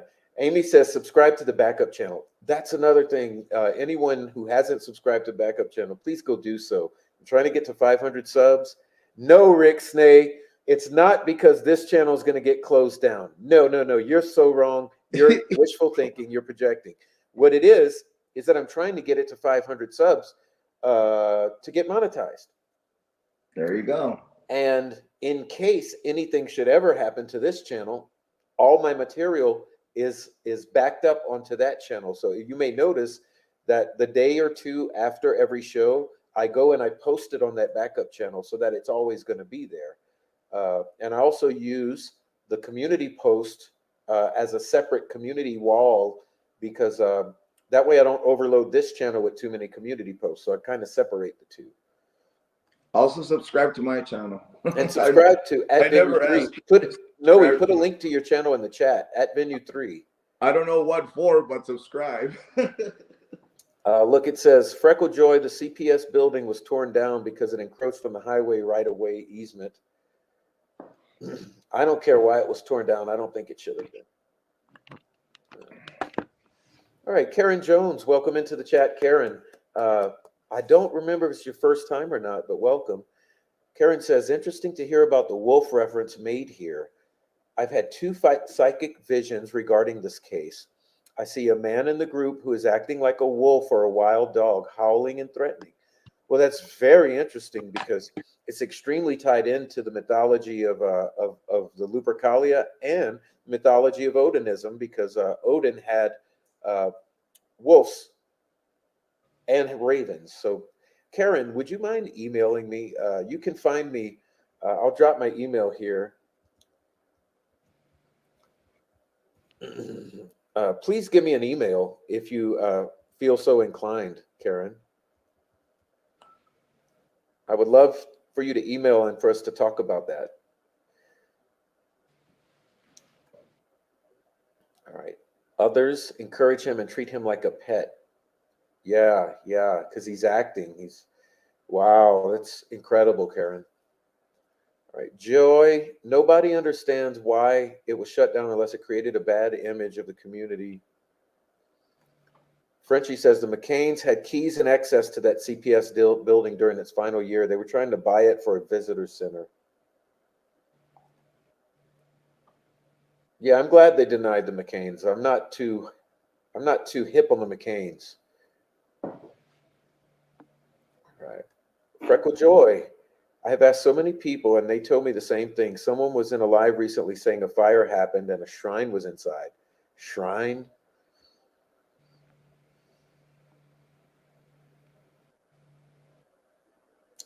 Okay.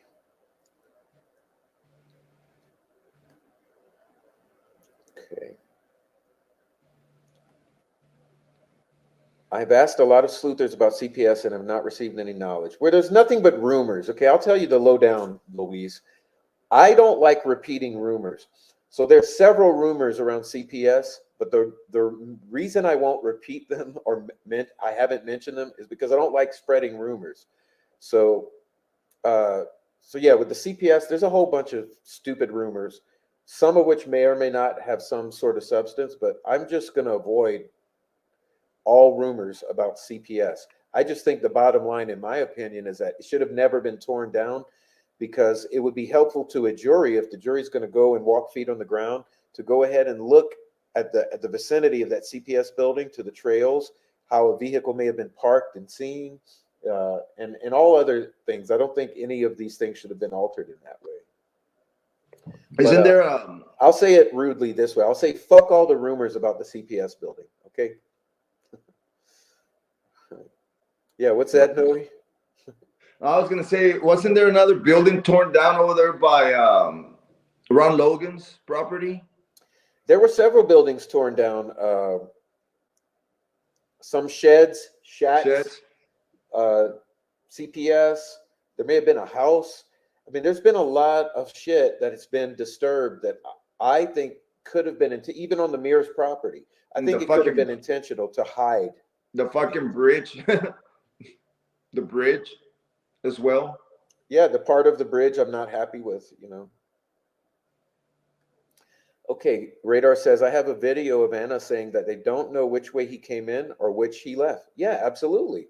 That's why the whole bullshit narrative they want you to believe right now is not worth even listening to, other than to know your opponent's argument. Because right now, they want you to believe this certain narrative about where he came, where he left, but none of that is known except to law enforcement. And Doug Carter himself said there's many ways in and out of there. Doug Carter, you can find an interview where even Doug Carter says there's a whole bunch of ways in and out of there. So in other words, that comment kind of goes with what Jay's belief is, that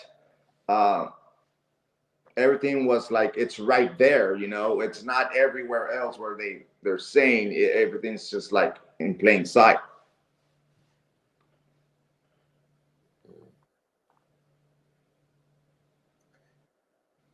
Okay, Radar says, does he use a spirit box or an app? He uses both.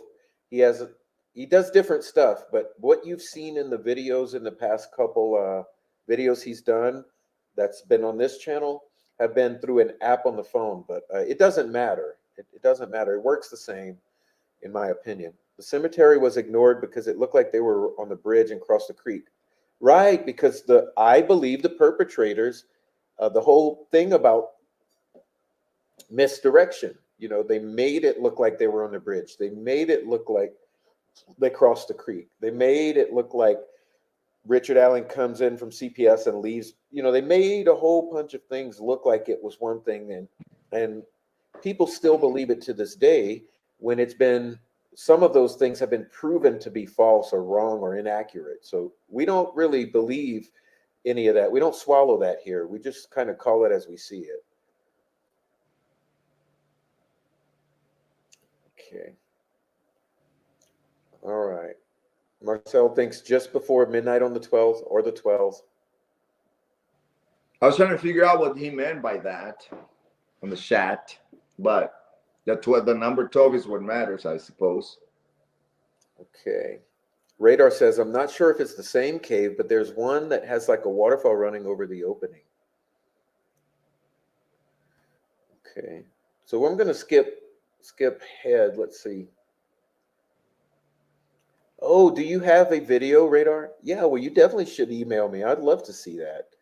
I haven't talked to you in a while anyway, Radar. All right.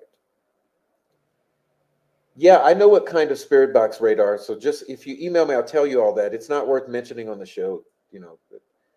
I don't think those things matter as much, but I'll tell you. True Crime Skeptic says, I'll take a recorder solo from Noe. Okay, let's have it again, Noe.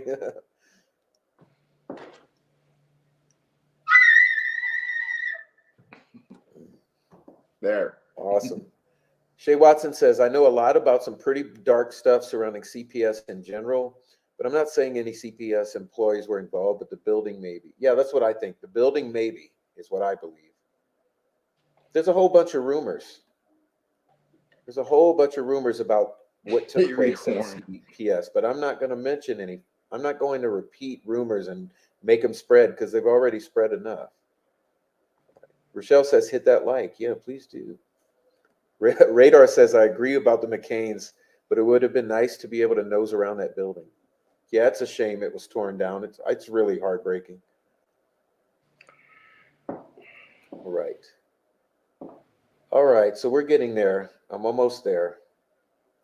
Karen says, I will definitely do that. Well, please, Karen and Radar, email me. I love you girls. Thank you for emailing. I mean, it just, I'm so fascinated by what we've been stumbling into. And Noe, did you think we'd be talking about this a year ago? Like, did you have any clue we'd be stumbling into this? I know I did. No, not at all. I didn't even know we would still be talking about, Delphi. I didn't know we were gonna be doing this. No. I think the reason I reached out to you was because Holly asked me to. Yeah. Holly was watching your show. Well, I didn't know we'd be talking at all, to be honest. Yeah. Yeah. I would have never ran into you if it wasn't for Holly asking me to watch this dude's for show. Holly Lowry. Yeah. Yeah. Our friend Holly. Hey, look, this says, Rachel says, where is the famous shack? Well, that's the question of the ages, isn't it, Rachel? Everyone's got their opinions. Well, first, everyone has an opinion, is there a shack or not? And then those who think there is a shack, there's 35 opinions on where the shack is. And of course, I've got mine. Okay, well, let me say something about that. When you go past the cemetery and then you come up to Ron Logan's house, now this is on the way to Wilson, then you're gonna come to a stop and you turn to the right, and as soon as you turn to the right, not no more than a few yards, there's a sharp left, and there's some houses there. On that sharp left that takes you 300, that takes you straight to Wilson. If you look down this ravine, there is a cabin, okay? And I had talked to Julie a while back, and that's the cabin that's not supposed to be talked about. So I shouldn't be talking about it. But the thing with me, dude, is I hate all these speculations about it because the thing is, you've been out there recently. Mm-hmm. There's a freaking cabin or a shack right in front of the Mears' huge 2-story house. Yeah, I mean, there were 2 cabins right there at the entrance to the trails. There are cabins and shacks everywhere out there. Everywhere. So and garages. So the whole controversy where people argue and speculate, it's just so fucking stupid. I think the bottom line is, if you go out there and you walk around and drive around, the first thing that's going to occur to you is that there are places everywhere you could have hid those girls. Right. You know, Right. shacks, cabins, houses, garages. There's structures everywhere. So it's really, I think what it lends credibility to is the initial impression that there is something like that involved, that these girls were Yeah. taken somewhere, They were secluded hidden somewhere. overnight, and then in the middle of the night, once everyone had left and it was all quiet and they had control of the perimeter, they then moved those girls from some place they had been taken. Now, where was that place? It's open to speculation until we know Right. more. But Right. yeah, I I think agree that, with you. yeah. And Louise says here, the bridge was reconstructed after the arrest of Richard Allen. Yeah, they've turned it into a fucking tourist attraction. But it's disappointing because I believe that should have been left untouched, just like the CPS building. All right. AKA Radar says, excellent point. If a jury goes to walk around, I only have people changed a lot of positions. The trail system has been drastically changed. Yeah, like the trail's paved. Yeah, it's A all lot of just changes. different. There's cameras, all kinds of. Precascent says there are just rumors, but I have very strong opinions about vacant buildings in secluded areas. That's what I mean. We can speculate about anything, but the bottom line, the fact is, there are multiple structures all over where those girls could have been taken. They could have even been taken into that culvert, which Jay calls the cave, and I call Wilson's culvert. We don't know where they were taken, but I'm positive they were taken somewhere. Then isn't there also some mention about a Weber's garage? There I don't like none of the rumors, but yeah, there's garages, shacks, sheds, cabins. It's all cabins. Yeah. You know, Ron Logan had structures. There's places there. You've got 25 options of where those girls could have been Right. placed within a 5-minute walk. You know, within a quarter of a mile. Right. True. Diamond Eye says love to Holly. Okay. And Rachel says, I'm going to walk 300 to Wilson Bridge. And Precascent says a rickety old red cabin out there. Been a minute. And remember, there's two type of barns, if you want to call it that, right on the Mears property. There's a huge red one and there's a white one. And both were known for people to go into there. And the white building on the Mears property was known as a kind of a party hangout, a place to get beer, etc. And right. Julie Melvin has a whole story about that, you know. Mm-hmm. And Fort Pit Bulls have backed that up too. Backs it up. The car was parked there allegedly, but remember, the car that was witnessed as being parked there appeared to the witness as being similar to a 1965 Mercury Comet, which is a very long, very sharp and angular vintage car, a 1965 Mercury Comet. Go Google it. Investigators now want you to believe that 1965 Mercury Comet was actually a modern Ford Focus that the witness mistook for a Mercury Comet. So you tell me, you look up a modern Ford Focus and you look up a 1965 Mercury Comet, and you tell me if you would mistake one for the other. I bet you won't. Okay. Radar says there was a department store, a grocery store, I can't remember which, but across the street from McDonald's area, torn down also. Oh, I heard something like that too, but I don't know what that has to do with. I was wondering how's that connect? Oh, something about geocache, wasn't it? Say what again? I've heard about that, about a building across from the McDonald's. That's way in town though. Yeah, that's. But isn't the connection has to do something with geocache? Maybe. And remember, my opinion, okay, here's my theory. What is fact?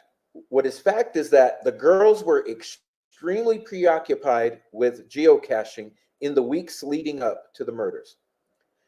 What's also fact is there were 2 geocache locations for sure right at the trails, one at High Bridge and one in the woods off the road nearer Wilson Bridge. And By it's my Wilson. opinion that those girls, just like they had been extremely preoccupied with going to check those geocaches, I think that on the very day that they were victimized, that they probably had started walking towards one or both of those geocaches, and that it is in the process of traveling to one of the 2 geocaches on foot that they got abducted and then killed.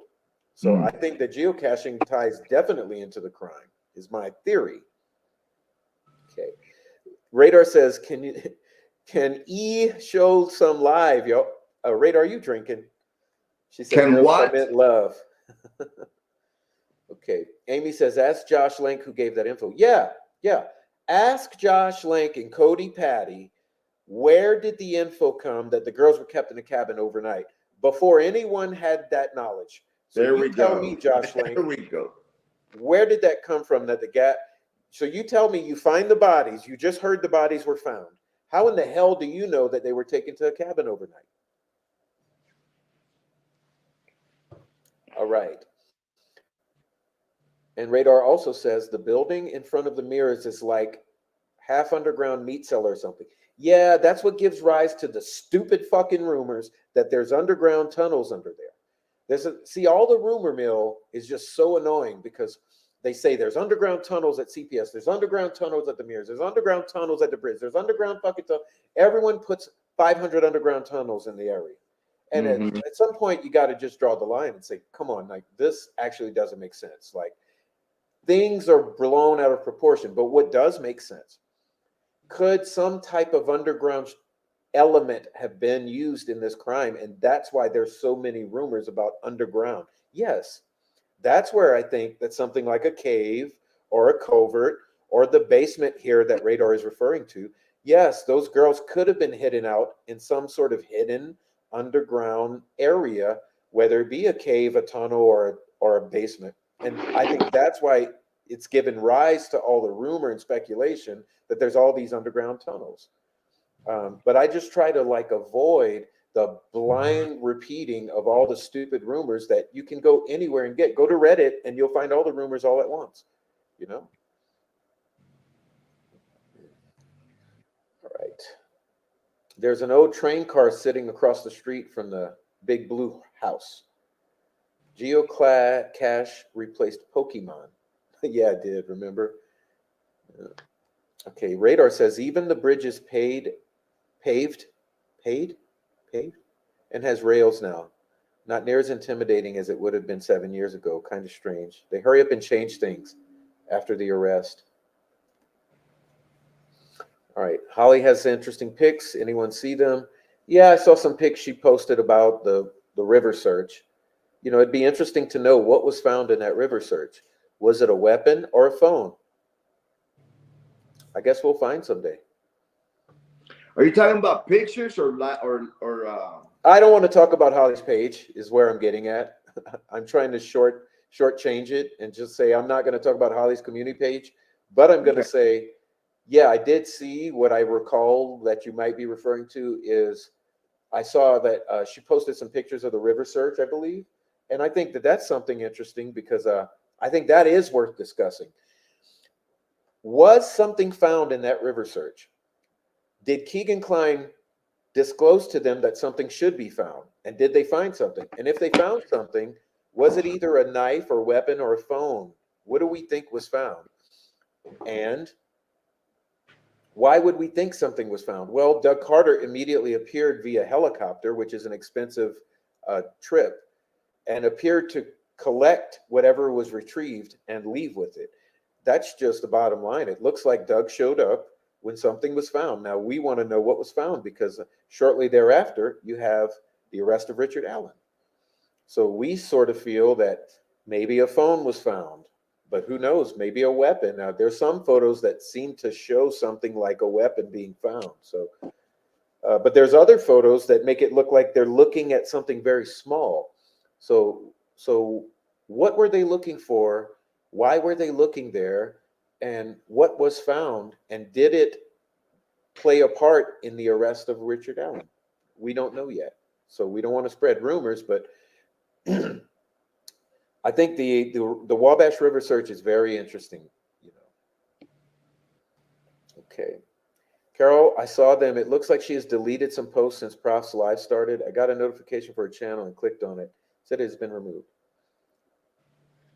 Yeah, well, Holly makes a lot of interesting posts, and I don't agree with them all, but some I do. But you know, I'd rather. I'm not that into discussing other all the posts that she makes, but I think that the Wabash River search is something that she's spoken on quite a bit in the past, and it does concern me. And she may have knowledge. Okay. Yeah, there was a YouTube blackout today. There was a YouTube, a Facebook, an Instagram. There's a lot of social media disruption today. But remember, we're in a state of undeclared war. Blessings Galore said, did Ellie actually locate a phone or another piece of evidence? That's what we think. Now, this was after 4 to 5 weeks of searching. Yeah, we believe that something was found. And we believe that because Doug Carter showed up and then you had Richard Allen. So we don't know what was found, but I'm sure some people do. Shay Watson says, I'm still out of Facebook. Yeah, many people were logged out and can't remember their passwords. But Digital, welcome in, Digital. There he is. There's Digital. Just woke up, heard a couple years ago that Kurt's father had a trailer parked somewhere near there. Anybody else heard that? Rumor. Yeah, it's all the rumors. The rumor that I heard that's actually concerning to me was that Garrett was living in the woods in a handmade shack out there.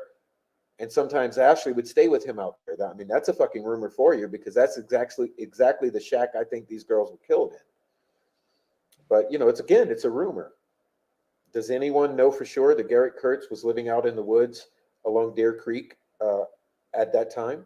It's a rumor, but I'm not going to, I don't come on and repeat it obsessively.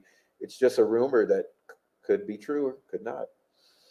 Jojo says, I didn't realize there were social media blackouts. Yeah, we're in a state of undeclared war, proxy war with Russia. I was at work, so my phone works all right all day. All right, Diamond Eye says, yay, Digital woke up. And True Crime Skeptic says either war or AI has gained sentience. Yeah, or they're hacking. It's, we have information warfare. It's called, today was also Super Tuesday. So isn't it convenient that on Super Tuesday, a large portion of social media goes out? It could be that. It could be an inside job. I mean, what do we know? Pardon me. Okay. All right, guys. Well, listen, I think we're about, I'm about done. I got to go. You want any last comments or anything you want to close out with? Yeah. I just wanted first of all, just thank everybody. Thank you, Prof. And of course, thank Joe for making time to come over here and talk about this, our second session and share his thoughts with us. I want to thank everybody on the chat. I want to thank Rachel D and just let everybody know that we will be doing more stuff out here in the area, and we will let you guys know and keep doing these updates with you, Prof. And hopefully all you guys, anybody out there, support Joe on his endeavor to run for state senate of Indiana. Yes, and guys, I know she's going to kill me, but I want to give a special shout out to Rochelle D. Rochelle has she's going to kill me for saying it, but Rochelle has bought lunch a couple of occasions for Noi and Jay as they go out to the trails and do their work with the spirit box. So I just want to say that Rochelle is she's just taking care of Noe and Jay on their expeditions, and I just think that's so lovely and warm, and I'm very proud that my channel can serve as a venue for people to be kind to my friends and to people who are doing things that I support. And so by buying Noe and Jay lunches when they are out, you're making it easier on them, more comfortable for them, and you're making it you're doing a kindness. I feel you're doing a personal kindness to me because you're treating my friends very well, and letting them nourish their bodies and relax after they go do a hard session, and that's why we work so hard for you guys to put together these videos, because I know the criticism we'll receive that, hey, it's just paranormal, wacky stuff, and I don't care about that. I think that it's interesting to do, it's worth doing, and it can only add to our overall body of knowledge. It's not going to hurt anybody, and so whether you like the spirit box stuff or not, we're going to continue to do it, and if you don't like it, you don't have to partake in it. And if you do like it, we're going to continue to do it for you, because we're doing it for people who enjoy it, and because I enjoy it, and I know Noe and Jay enjoys it, and so that is why we do it. And I just wanted to personally thank Rochelle, and I also want to thank our contributors to the super chats, like Shay Watson and Radar and Rochelle, and a new viewer, Tara, and anyone who's ever contributed to the channel. I want to thank you for doing that too, because it's helpful for us in producing this for you. Let's see. And I just want to say before we get out of here, yeah, here is Noe's channel. Okay, at Venue 3. That's actually a bad version. Let me just give you this. It's like this. Okay. If you're new to watching, look for YouTube for this channel, at Venue 3. Okay. It's going to look like this, and that's Noe's channel. And Rochelle says, I'd vote for Jay if I could. I wish I could vote for Jay. Okay. Oh, just spread the word, talk about it. If you have friends in Indiana, mention it, Oh, I guess Joe didn't get a chance to say, but he has started a YouTube channel. And as soon as I get more information about it, I'll share it with you, Prof, and we can talk about it. Share this channel. Jojo says, thanks, Prof, Joe, Noe, and chat. Good night. Everyone enjoy the rest of your evening. Well, thanks, Jojo. Shay says, Spirit Box is a real new thing for me. I need to learn more about it. Okay. And Jojo says, it's so kind, Rochelle. Didn't someone post recently a pic of an old camper trailer parked around there? Yeah. I'm not spreading rumors, Digital, but there's some stuff about campers, okay? And even to this very day, there's a camper parked right there at the Mears barn. At the Mears, yeah. Diamond Eye says, this was really a riveting time, scary, suspenseful, explorative, and of course, pleasant, with keeping our minds open. That's all I'm saying. Keep your minds open, enjoy it. It's fun. Mindshock has a video on the Delphi tunnels. Yeah, there's blah, blah, blah, blah, blah about tunnels. They work hard and deserve it. You're also very welcome. Oh, that's what she's saying, Noe. You work hard. Thank you. All right. Thank you, Rochelle. Radar says it is interesting. And hey, Mac's in the house. What's up, Mac? Good to see you back. All right. All right. Marcel says, love you, Noe. Yeah. All right. Amy says, we appreciate you, Noe, and Joe, and all our friends who support the creators featured here, and the Prof. All right. Great. Thank you, Amy. We love you, too. Thank you so much, here. Amy. All right, let's see. Fur Baby Daddy, welcome in. Hey, you've been hiding out in the lurker crew. I haven't said much because my doctor has me on hydrocodone for a few days. Oh yeah, you're lurking and tripping. I looked in your store and I didn't see the mug. Oh, well look, there's two different stores now. There's the artwork store for the artwork to hang on your walls, And then the other shop has all the merch, like the hoodies and the mugs and stuff. But Fur Baby Daddy, if you shoot me an email, I'll help you find the exact mug you're looking for. Okay, because we got several mugs. So just email me and I'll try to help guide you. All right. Our pictures on Ashley, Garth, old Facebook occurring, Garrett living out in the woods. Yeah, that's what I mean. Garrett was living out in the woods by Deer Creek. It's just a question of exactly where and exactly when. And was Ashley there staying with him some nights? There are texts. You're talking to text. Yeah, speech to text. It sucks. I know. Me and Noe. Well, Noe struggles with it because of his accent. You know, Yeah, I do too. it's horrible. I do guys. because I just can never speak in a flowing sentence. That's why my posts and messages are always edited. Yeah, yeah. I hate every time I do the speech to text. It totally messes it up, and it takes me 5 times. So I might as well just text. I know. So Mac frustrating. says, "Great live, Prof. Thanks to you and your guests." Hey, thank you, Mac. Thanks for being here. But next time, join early so we can party all night. Okay, Fur Baby Daddy says thanks. Yeah. Hey, Fur Baby Daddy, thanks for asking, first of all. But if you email me, I'll set you all straight. Okay, if I run into Garrett, he's going to be paintballed. Hey, Garrett might have snitched. You got to give Garrett some credit. We don't know if he snitched or not. Hopefully he did. Okay, hopefully Garrett talked. I'll say it the nice way. Let's see. Hi, Diamond. Meant to say also remembered hearing something about the mirror's bathroom.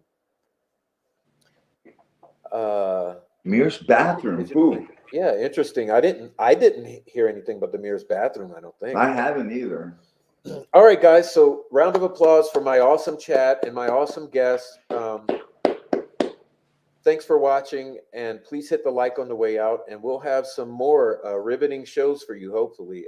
We got some things coming up, and I know that Noi and Jay, they're hitting the ground.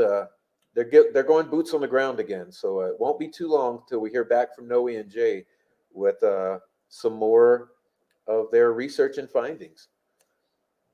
And thank you, Noe. By the way, thanks, Noe, for You're coming welcome, in bro. and helping out and having Jay come over. And just thanks for all your help in helping us do this. Absolutely. Well, thank you, Prof. Good night. And Rachel D., we love you. Jay and I love you. Thank you so much for your kindness. And everybody else, you know, Freckle Joy, Carol, Precaucent, the Pitbull Man, and Diamond Eyes, all you guys who always join our lives and Prof's, you know, streams. Thank you so much. Good night. Yeah, Peace we out. have the best chat in the world. We really do. I mean, Noe goes all around all the chats, and so do I. I go lurk.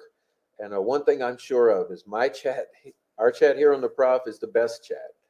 And I'm just really thankful to everyone for participating in the chat. It means the world to me that you guys come spend time with me every time I get on. So thank you. Good night, Frenchie says good night. Good night, Frenchie. Frenchie. Good night, Frenchie. Good night, Diamond Eyes. Good night, Mac. Good night, Rochelle. Good night, Amy. Good night, Precaucent. Good night, Fur Baby Daddy. Freckle Joy. Good night, Marcel. Good night, Digital. Good night, Mac. Good night, Carol. Good night, Amy. Good night, JoJo. Good night, Shay Watson. Good night, True Crime Skeptic. Good night, Digital. Shoot, I can't even remember. Pit Bulls was here. Blessings galore. JoJo and Radar and everyone who's been here.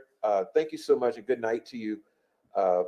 I'm going to shut it down now and let the chat run for 5 minutes so you guys can say good night. And once again, from Noe and I, peace and love and good night to you all. We'll see you soon.